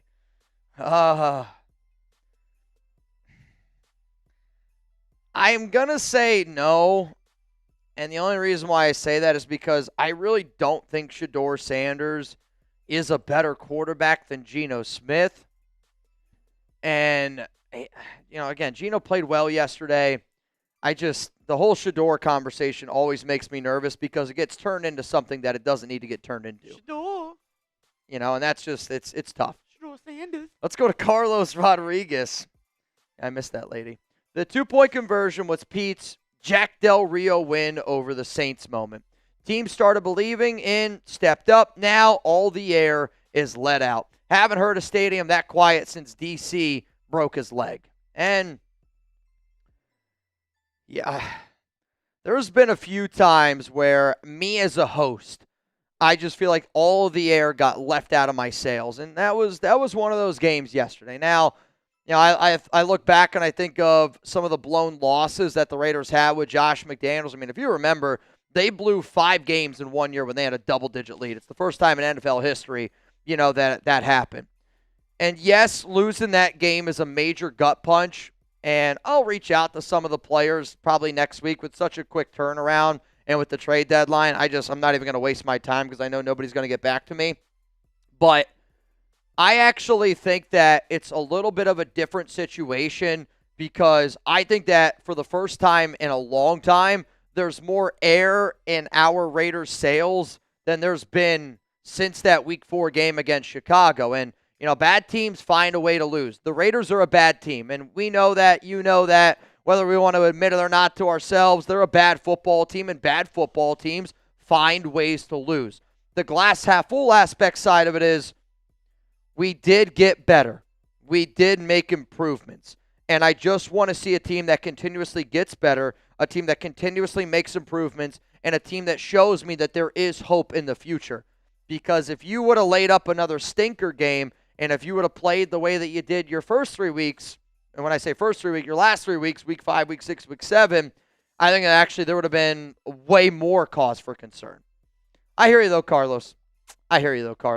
Though, again, there was a report that came out earlier from Ian Rappaport. Because the Raiders fell down to 2-6 on the season, Rapp did say that the Raiders are going to be open to dealing a player like Jacoby Myers. And if they're going to be open to dealing a player like Jacoby Myers at the NFL trade deadline, that also means that they're going to be open to dealing other players as well. If you do not know, I am going to be live tomorrow. I'm going to be going live at noon Eastern time, and I'm going to be live for a good probably 4 to 6 hours during the trade deadline tomorrow. What do you got? 6 to 7. I don't know if I'll be live for 6 to 7, but I'll be live for 5 to 6. You want to play a game? All right, I'm listening. I'm going to go through all the Raiders trade candidates. Yep. Everybody in the chat, scale it 1 to 10. Every single person that we pull up, Mitch is going to talk about. 10, you think he is already out the door. He's going to get traded. 1, no way he gets traded. Okay. All right, first up, scale it 1 to 10, Malcolm Kuntz. There is a report out from Ian Rappaport on Malcolm potentially getting dealt. The reason why he could be traded, he's in the final year of his contract. That's very important. Also, because he's in that final year of his deal and you know that he's not going to be brought back and he's going to be a free agent, if I'm the Raiders, to me, the number one player that I'm trying to trade away right now is Malcolm Kuntz. And the reason why the number one player that I'm trying to trade away Malcolm is because he's a non-factor on that defensive line. By moving on from Malcolm, I hope that light bulb in this coaching staff brain goes off and they go, all right, we're going to move on from Malcolm. We're going to play J.J. Pegues and Tonka Hemingway a little bit more. And because we have a need at defensive end/edge, you see the Raiders then go out and they try to fill that need. Like if I'm Las Vegas, I'm looking at a lot of guys on the defensive line. I'm looking at a lot of different edge prospects as well that I would at least pick up the phone and give them a call for. Like if you want to go cheap, Carl Granderson for the New Orleans Saints, I think could be a name to keep in mind. Matthew Judon, literally anybody from the Miami Dolphins. I'll throw out those names there like that. You need another edge, and what you kind of need is a K'Lavon Chasen replacement. And think about how many times we've said that this season, over and over and over again. I mean, the Raiders would have been better off bringing back K'Lavon and letting Malcolm just hit the open market last year. And instead, they put the bigger focus on Malcolm and they let K'Lavon go, which obviously ends up proving to be the wrong answer. But if they move on from Kuntz, it's not only them getting draft picks for a player that I want no business coming back here. I hope that also sparks the let's play our younger guys and let's go out and get an edge rusher. But I'm looking right now, and there are a lot, and I mean a lot of people out there that agree with it's time to move on from Malcolm Kuntz. Next up, scale it 1 to 10, Jackson Powers Johnson. Oh, boy. 10. I'm not allowed to tell y'all some of the messages that I've been receiving, and I'm not saying any of the messages are like, I'm going to get traded, we're going to get traded, trade. None of the messages that I received have anything to do with a trade. I want to make that very, very clear. But I made a statement to Chugs, and I made a statement to a few of the guys here at Chat Sports because I did receive some interesting DMs over the weekend. And, when I got those DMs, one of the very first things that I thought of was, maybe not this weekend, it was technically last week. One of the very first things that I thought of was the timing was interesting. And, around this time of the year, around the deadline, I did wonder, could JPJ be a player that ends up going? What I do know is this. He wants to be a center, and he is growing frustrated with this coaching staff because they're just never going to put him at center. Because of that, I will continuously say that I don't think Jackson Powers-Johnson finishes out his rookie contract with the Las Vegas Raiders unless they put him at center. I don't know if the coaching staff has something against him. I don't know what exactly is happening there, but let's talk about what NFL teams want. NFL teams want at the deadline somebody that can go out and get a quarterback and somebody that can protect the quarterback, which is why I think the top two players most likely to be traded away are JPJ and Malcolm Kuntz. Now, I would want a second or third round pick for JPJ. You ain't going to get a second or third round pick because I don't think it's what Spytek and Pete Carroll would want for him. If you got a fourth or a fifth round pick, I do wonder if that would be good enough for them to be able to get that deal done. But there are a lot, and I mean a lot of teams that are kind of on that bubble. The Texans are one of them, right? That are kind of on that bubble of, are we a good team or are we not a good team? It's time to make that decision right now. And if you're a team that needs help on the offensive line, I don't know how you don't pick up the phone and give the Raiders a call about Jackson Powers-Johnson, especially if you need help at center. And I haven't heard anything about Houston. There have been more and more rumblings, though, about Seattle. And I think Seattle is low-key a very sneaky team to watch out for to make a deal for JPJ because he is loved by that fan base. Played college at Oregon. Played college at Oregon, was just in Oregon this past weekend. All right. That one was a little bit on the lower side. Okay. A little bit on the lower side. I saw a lot of 2s, a lot of 6s, some 7s. Next up, scale it 1 to 10. 1, you don't think he gets traded. 10, he's already out the door. Jakobi Meyers. So Jakobi Meyers was the player that last week I said and the week before that will never play another game with the Raiders. I ended up being wrong, and I am happy that I ended up being wrong about that because I do think the Raiders are a better team with Jakobi Meyers. And one of my arguments to keep him was your biggest investment this year by the Raiders, Geno Smith. There's not a bigger investment that you made. You went out, you traded for a quarterback, you went out and extended the quarterback, and that quarterback is tied to Pete Carroll, your head coach. So I understand that Pete wants to see what he's got in Geno. I want to see what we got in Geno because we have to be able to figure out, is Geno Smith the long-term option? You don't think he's the long-term option? I don't think he's the long-term option either. I wonder if the Raiders are still wondering if they think that he's the long-term option. But because of the asking price, that's why this trade hasn't happened yet. If the Raiders would be willing to just say, all right, Jakobi, we'll trade you for anything. Like, there's been multiple teams that have offered a fifth. I can't confirm, but based on something that I have heard, I do think that a fourth-round pick has been offered to the Raiders for Jakobi, but they want a second or a third. And no team has been willing to offer them a second or third, and I don't think a team is going to offer up a second or third. The only way that that deal ends up happening is injury. Now, I say that in New England, they had an injury with their wide receiver in Kayshon Boutte, a team that's been very interested in going out and getting Jakobi. When you look at reports from Jeremy Fowler, Fowler keeps on throwing out a team like the Pittsburgh Steelers, though their deal with MVS is official today, so maybe they don't want to go out and get him.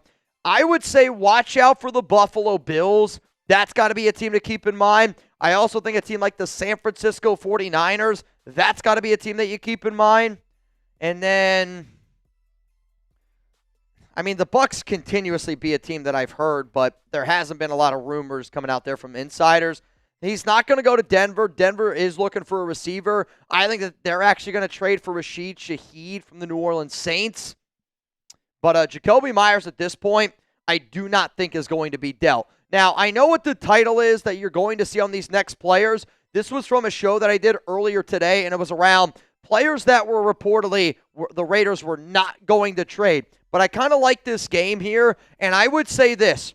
If the Raiders are truly, and I mean, like one of their biggest decisions that they could make during the NFL trade deadline is what to do with this next player. And his name is Eric Stokes.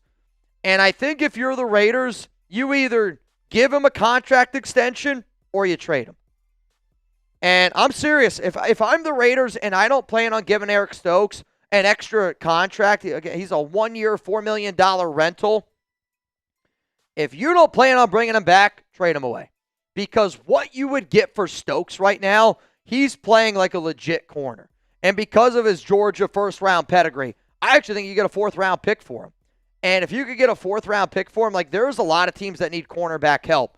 And there's a lot of teams that could use Stokes right now, no doubt about it. Like, he's been good this season. And he's been one of the diamonds in the rough for us, quite frankly. Like, I know this year hasn't gone the way that it's like the way that we were hoping, but Eric Stokes has played really good football, and there have been teams that have picking up the phone and they've been calling about him. They've been seeing what the availability is. But if I'm the Raiders, I don't want to trade him away, but that's because I want to give him a contract extension. And I would. I give him a short contract extension, which ties him with us on this team because he's shown you he is a good cornerback. Now, whether or not he wants to do that or whether or not he wants to hit the open market, that's an entirely different conversation. But I'm looking down there below right now, and I don't think anybody wants the Raiders to trade away Stokes. I'm seeing a lot of extends down below. Let's go to Michael Mayer, another player that's been getting some conversations around him.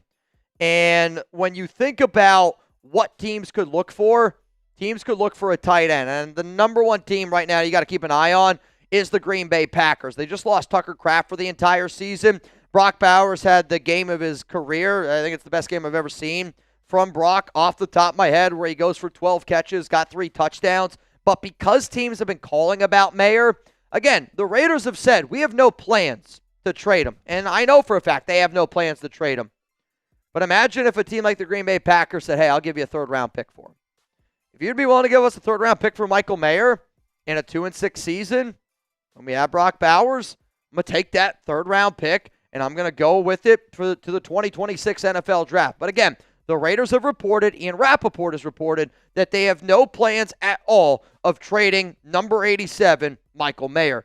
Then the final one here, and we'll keep this one short, it's Max Crosby. I know that the Raiders aren't going to trade Max. You know that the Raiders aren't going to trade Max. Mark Davis has made it very clear to everybody out there that the Raiders are not going to trade Mad Max. And somebody said this the other day, and I kind of went at him a little bit, maybe in a way that I shouldn't have, but somebody said full rebuild. The only way you go full rebuild is you trade away Mad Max, because the only player that you're going to get multiple first-round picks for is Mr. Crosby. And with that being said, I know Max doesn't want to go anywhere. I know several teams have called the Raiders asking about the availability of Max Crosby. But as long as Mark Davis keeps saying no, and as long as our staff just keeps saying no, I don't think 98 is going to be going anywhere. But don't be shocked if you still see some trade rumors around 98. It's because the Raiders are 2-6, and people don't realize the relationship Max and Mark have, and people don't, I think, put into consideration the amount of money and the amount of opportunities Max is going to have after football. Yeah, mark my words. Max is going to be a part-time owner of the Raiders. And when that happens in a few years down the road, I've said it today, I've said it before, I'll keep saying it. Max Crosby will be a part-time owner of the Raiders. It's going to happen, but he's got to stay in Las Vegas for his entire career. We'll see. Mitch has the same deal with the Raiders report. He'll be a part-time owner of the Raiders if he just stays with the Raiders report for long enough. Right, Mark? I wish, Mark. I wish. Justine, guys, tongue texture should be like a roast. It finally tried tongue tacos this year. Not scared no more. Try it. Don't be scared. I feel like there's like a pickup line for a girl at a bar in this. Like, the texture of my tongue is like a roast. It just melts. It just melts in your mouth. Justine, again, like, I wish I had the confidence. I'm not going to doubt that it's good. Like, What needs to happen is somebody needs to give me a taco and just say it's beef. No, it's not anything like beef? I mean, yeah, I'm just saying, like, I can't know it's tongue because as soon as I do, it's going to be that mental battle. It's going to be the mental battle. But like I said, mind over matter. I'll give you guys a tongue taco deal. Mind over matter. I'm going to have to get super banged up, though, for it on a Thursday. It's going to be the only way. It's going to be the only way. All right, y'all. I don't think we have any more questions. What if I got a bunch of different tacos and I didn't tell you which one was the tongue taco? That actually might be the way to go. Like, if we were to just do the street taco thing again, and we get a bunch of tacos, and you're like, all right, Mitch, I'm going to blindfold you. And I'll try the taco. Now, again, like, I want to make sure that it's like, one's got it, like, it's got to be chicken, beef, and tongue. Like, it can't be, I don't know. You got a grin on your, I'd be worried what you'd give me. What do you mean? Like, I'd be worried what you'd give me. I didn't order any sour cream. Stop it. LA Crash Dog, you, sir, are in the duck race. So I'm looking right now. I don't see any more super chats in here. I will give you guys an opportunity. Hashtag Raiders, or you can super chat to skip the line to keep this show going. Again, I planned on staying live today for 2 to 3 hours, depending on how many questions we would get in. Typically, when I've done this Monday show, we've gone live for a good, 3-ish hours, and maybe there's not as many questions today after that game against Jacksonville, and I get it. Again, like, I want to do this show because I know there's a lot of questions out there. I know you guys are wondering a lot of things, so if you could, keep it going here. Hashtag Raiders or Super Chat. If you want that opportunity to get in for this duck race, it is a $10 Venmo at Mitchell Renz 365 if you want a chance to win a little bit of money. And I just saw my guy Gunny, LA Crash Dog, you in. Right now it's a $10 Venmo. You'd go home with $80 here on today's program. Let's go to Ravens. What's up, Ravens? Who, you keep saying that 4th and 1 play to Mayer was a bad call.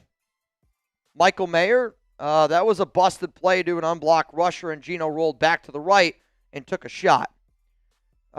It was the wrong call, though. Like, I know that Geno took a shot on that play, but what you need to consider is why did Geno get hit on that play?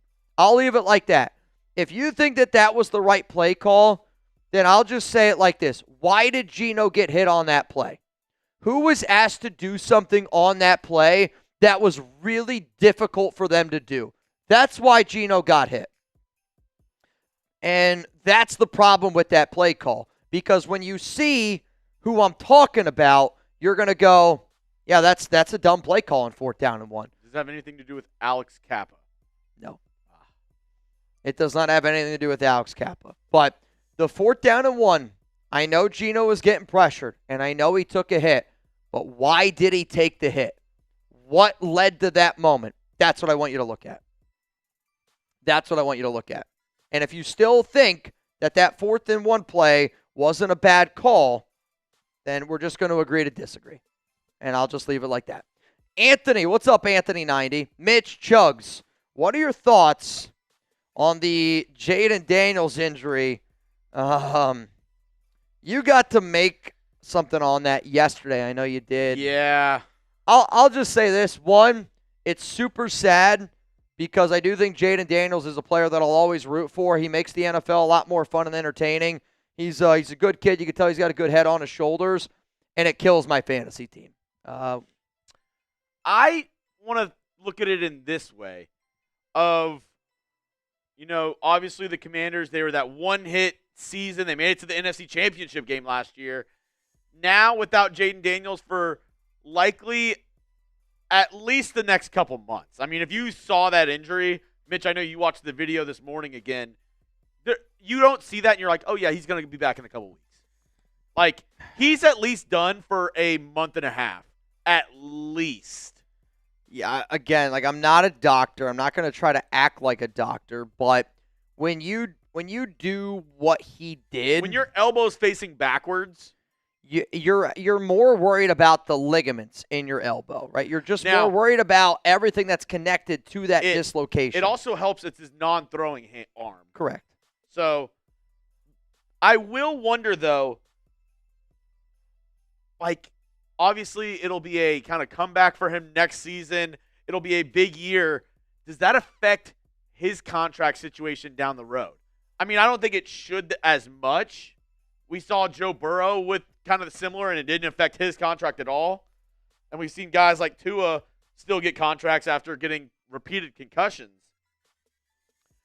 I personally don't think that it makes any impact on a future contract. I still think Jaden's going to get $70 million a year whenever that deal does end up going down. And quite frankly, I think it happens next season after his third year, because I think that they're just going to be very short on him. Now, again, we'll see what that injury looks like, but like, you dislocate your elbow like that, and if it leads to another injury that it's like you got your UCL there. Like, again, I'm not a doctor, but from what I have seen, what I have read, based on the medical people that I follow on social media that I talk to, I would say Jaden Daniels is likely done for the season, because Washington is also, what, 3-6?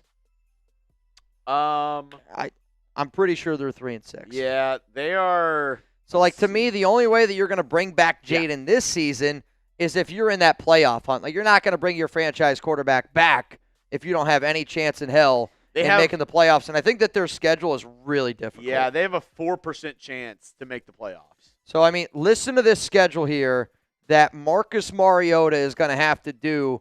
Because, again, like, how many wins do the Commanders have to get to for you to be like, all right, let's bring back Jaden? Like, to me, in their again, you're 3-6. So your next game, the Detroit Lions. That's not going to look good. Miami Dolphins, that's a winnable game. The Denver Broncos, that's a tough one. The Minnesota Vikings, you can win that one. New York Giants, you can win that one. Philadelphia Eagles. Dallas Cowboys, you can win that one. Philadelphia Eagles again. I mean, that's a tough schedule. It's a tough schedule. I would say if you are a Commanders fan, you're hoping that he's going to be able to return Week 16 against Philly. But you got Philly, Dallas, Philly. But if you get 2 more losses while he's out, right? You don't like if you're do you think they beat the Detroit Lions? No. 3-7. Do you think they beat the Miami Dolphins? Yes. 4-7. Do they beat the Denver Broncos? No. 4-8. Do they beat the Minnesota Vikings? No. Let's just say even if they did beat the Minnesota Vikings, and even if they did beat the New York Giants, like, I don't know when. Like, to me, you got to be in that 500 category. You got to be in the playoff hunt. If they're out of it, he's not coming back. It's not worth it. Yeah. Another super chat coming in from Caleb. Just realized no mystery jelly beans this season. What do you mean by mystery jelly beans? I mean, if you're talking like these, like Bean Boozled and stuff, I mean, we've been doing them all season long. Yeah, I mean, I do them a lot more on Thursday Night Football, just because that's kind of more of like our laid-back show, if you will. But I have definitely done them this season. Let's go to Raider the Nation 24, and I believe we're all caught up on supers, and then we did get one more here from Ryan Campbell, and then another one coming in here from John Rodriguez. As long as the super chats keep flowing in, I will stay live on the program. 2-6 feels better when we played well enough to win rather than being 2-6 playing like shit. We can beat Denver. We got to be buyers. We can do it, Mitch. And honestly, dude, I agree with you. Like, the way that I feel today as a Raiders fan is the same way that I felt after the Chicago Bears game, where you go, shit, man, we lost a tough football game, but there was a lot to pick from, and when I watched that game yesterday, there was more good than bad. And I think there's only 3 games this season where I could say there was more good than bad. Week 9 against Jacksonville, Week 4 against the Chicago Bears, Week 1 against the New England Patriots. Like, I feel better today after losing to Jacksonville. Huh? What about the Tennessee Titans? I felt worse about the Raiders after they beat Tennessee compared to the way that I feel today about Jacksonville. Because you look at that Titans team, like Titans, they looked like one of the worst teams in the NFL. The Raiders in that game didn't look good, and, you kind of got lucky with that one play call, which could have been a fumble recovery for a touchdown against Geno Smith, which would have totally changed that game. I just look at how this season has gone, and I do really, truly believe this, that I feel better about the Raiders today, and I feel the best about the Raiders than I have the entire month of October. I do feel like we're moving in the right direction. So I'm just hoping that we take care of business against Denver. I mean, let's talk about the Raiders' schedule here, and I'm not sitting up here saying I think we're going to make the playoffs. That's not what I'm saying at all. But how many people out there, it's like, do you want the Raiders to add talented players next offseason? Of course you do. Do you want the Raiders to add talented coaches this offseason? Of course you do. If you want those two things, you don't want the Raiders to tank. If you want those two things, you want to be able to say as a player, all right, I'm going to an organization that's got the ball rolling in the right direction. If I'm a coach, all right, I want to go to that team because they got the ball rolling in the right direction. I think that this season is totally different because you're not going to move on from your head coach. But, if you're able to beat Denver, you're 3-6. Then you got the Cowboys, Monday Night Football. Anything's possible there. And you got Cleveland. I think you can beat the Cleveland Browns. Then you got the Chargers. Going to be a tough football game. But, they're going to be without Joe Alt. Who knows? And you got the Broncos again. And I get it. Then you got Philly. Then you got Houston. You got the Giants. You got the Chiefs. I do not think that this is a football team that's going to the playoffs. But I do think it's a football team that, after that loss yesterday, I do feel better. I do. I feel better about this football team after that loss. What's up, Ryan? Your thoughts on the Evan Neal trade rumors? The Giants it's actually built, so it's in social. So the trade rumor that Ryan Campbell is talking about here is from Josina Anderson. That's why I didn't see it. Yep. I'm blocked. Oh, you did? Oh, yeah, you are. On the team. I posted a photo of Tom dunking on her. Well, so this, again, is a little bit older, and there were some rumors and reports out there from ESPN around Evan Neal. What? It's a little bit older, kind of like Josina. I mean, I got a hell of a Josina Anderson story, which Josina and I were talking about it probably 2 months ago, and I don't know if she believed me, but when I was a Jets intern, okay? This is a true story. When I was a Jets intern, the game was Jets-Steelers. It's the game you can look at. I made television. Martavis Bryant caught an 88-yard touchdown and then ran to the corner of the end zone. And in that corner of the end zone is me and a bunch of other interns. We were getting ready to shoot some T-shirts. Josina walks out of the tunnel, and another Jets intern bumped into her. Her phone fell, and it shattered. And she went nuts. I'm not kidding you. She went nuts. Wait, and you talked to her about this? I literally, when I was talking to Josina, it's probably it was around, forehead kisses. Ah. So it was in regards to that story. I was talking to her about it, and then I was just talking about a whole bunch of different things. And her and I talked years prior to that about other, things in the NFL. And I don't know how we got onto the conversation, but I did talk to her about that. It's next in the DMs. Next time you hit her up, ask her to. Why did you block Chugs? I'll see what I can do. But what Ryan Campbell's talking about here is this report in regards to Evan Neal. I'll say it like this. If the Raiders trade for an offensive lineman, you better have traded for a defensive lineman, and you better have traded for help also on that defense. To me, I think linebacker is a bigger need than offensive line. I think corner is a bigger need than offensive line. I think safety is a bigger need than offensive line. I think defensive line is a bigger need than offensive line. And the only reason why I'm saying I wouldn't go out and trade for Evan Neal is because you drafted 2 offensive linemen in the 3rd round. And Evan Neal was a projected offensive tackle, and now they're could we put him at offensive guard? You drafted Charles Grant, who's an offensive tackle. You drafted Caleb Rogers, who's an offensive guard. Even if I'm not 100% confident on those 2 players, and I'm being real with you, I'm not 100% confident on those 2 players. I would rather the Raiders, if they made a trade, you trade for some help on the defense, which we clearly need because we clearly have a lot of holes on that defense, and we clearly lack talent and depth. So you make a move on the defensive side of the football, and then you just play your 2 youngsters that you drafted in the 3rd round.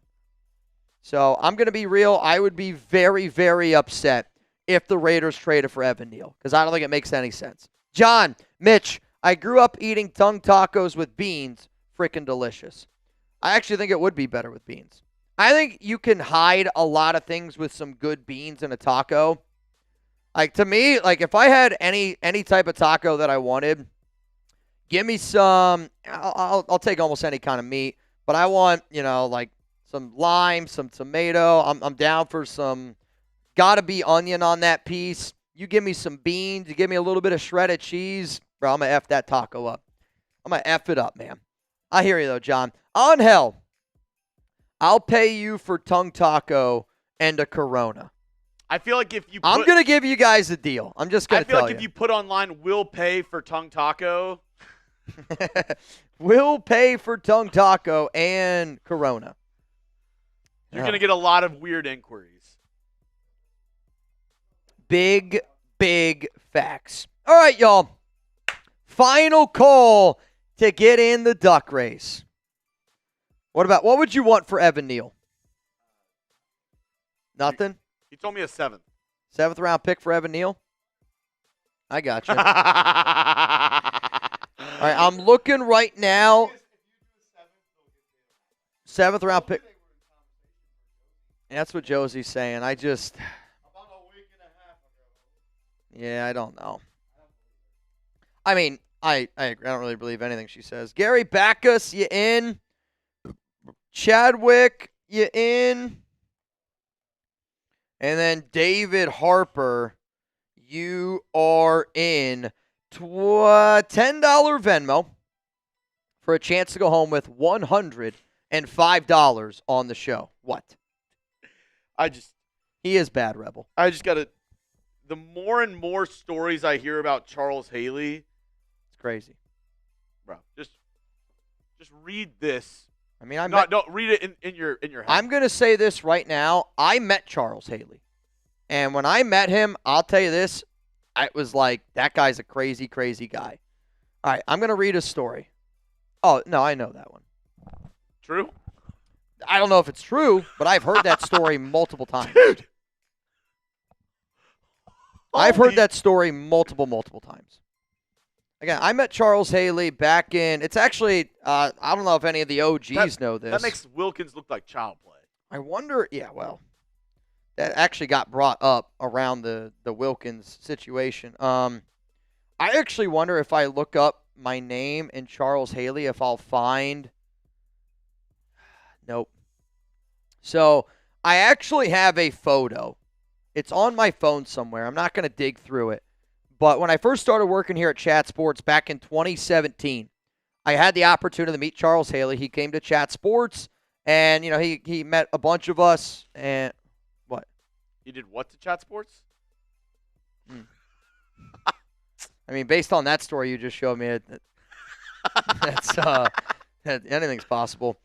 But I had the opportunity to meet Charles Haley, and he was an interesting guy. I'm telling you right now. The moment he walked in, now I worked when Chat Sports first started with me, we were at a WeWork. And if you don't know the whole WeWork story, you can look up that documentary. That's a whole other thing.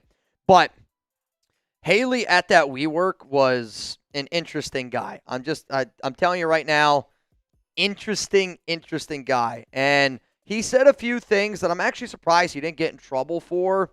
And again, he laughed about it, and he's a former NFL player. He's got all these Super Bowls, and some people laughed about it, but he was making some interesting comments towards some ladies that worked at WeWork. I'll leave it like that. But I took a picture with him, and I actually sent a picture to my mom, and I go, "Hey, Mom, I met Tom Brady today at work." And all she said was, "Tell him I said hi." And I'll tell you this, Tom Brady looks nothing like Charles Haley, if you don't know. But my mom also knows nothing about sports. So, Mom, I love you. End of the moon and back.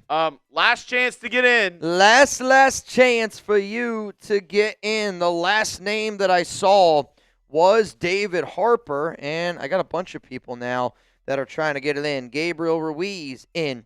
Joanne in.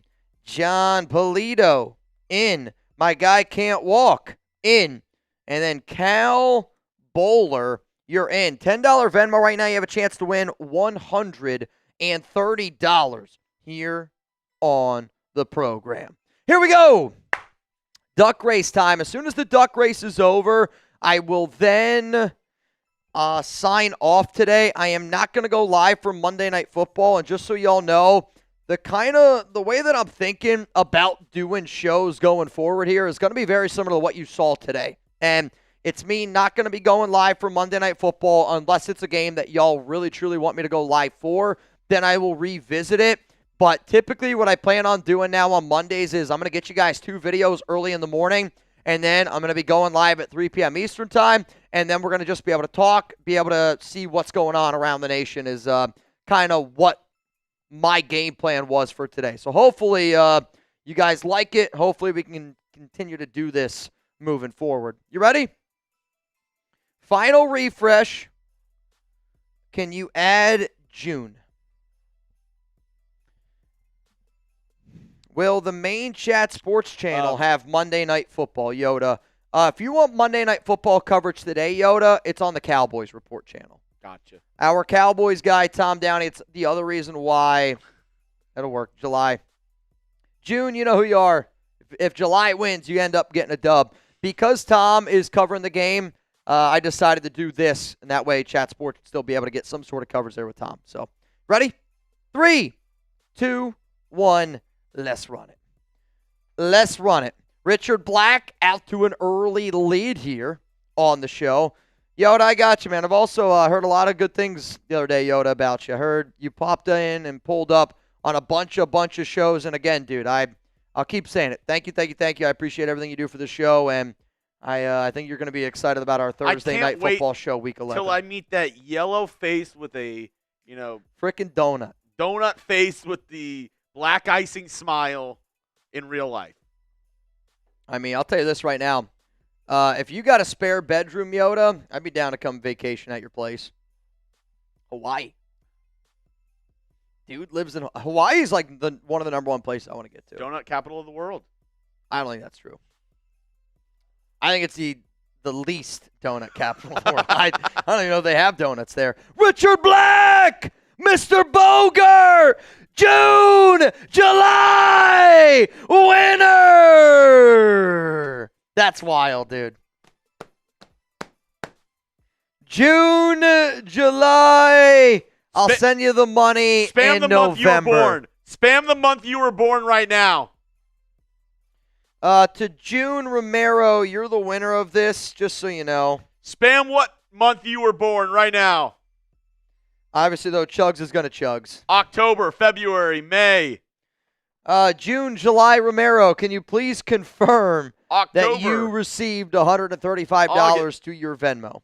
October, best month. Actually, this February, stand up. Let's go. It's this crazy.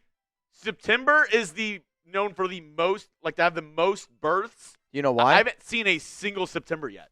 Do you know why? New Year's. New Year's Eve? I have not seen a single September yet. I've seen June. I've seen February. I've seen May. I've seen March. I've seen a lot of Octobers and Augusts. Not a single September yet. That's wild. I mean, Alex was born in October. You're what? Are you September? I'm going to say you're a September baby. Because you and Danny are back to back? Her birthday's the day after mine. Yeah. That means our parents got it on at the same time. That's wild. Hopefully. But she's a year older, right? Yes. Yeah, I was going to say, that's pretty sure what I remembered. All right, y'all. I'm getting ready to hop on out of here again. Oh, yeah. There we go. 1 September. No, we got 2. It's Wiz. 3. September people coming out of the woodworks. Ryan Campbell, too. Ryan. Robert Jansen, February. Let's go. Let's go. New Year's Eve from Jeremy. You share the same birthday as my dog, Chuck. Chuck, New Year's Eve pup. Chuck is a New Year's Eve pup. All right, y'all. Tomorrow, I am going to be live here, noon Eastern time. I'm going to get in bright and early tomorrow. I'm going to have an entire show, a whole bunch of stuff scripted out, ready to go. We will be live tomorrow for, again, probably 6-ish hours. And that's only because leading up to the deadline, that's 4 hours alive. And then I'll probably be live for a good hour, maybe 2 after the NFL trade deadline, just depending on, what we're talking about here on this program. If the Raiders make a trade tonight, I will go live. if the Raiders end up making a trade tomorrow morning, I will go live before that time. So make sure you're subscribed. This is probably the most important 24 hours that you could possibly have your notifications turned on now and NFL free agency. So if you turn your noties on for free agency, you better have them on here for the NFL trade deadline. Jeremy, Chugs, Reed, everybody that helped out the Chat Sports team, get it going today. Appreciate all y'all, and I'll see you tomorrow live here on the Raiders.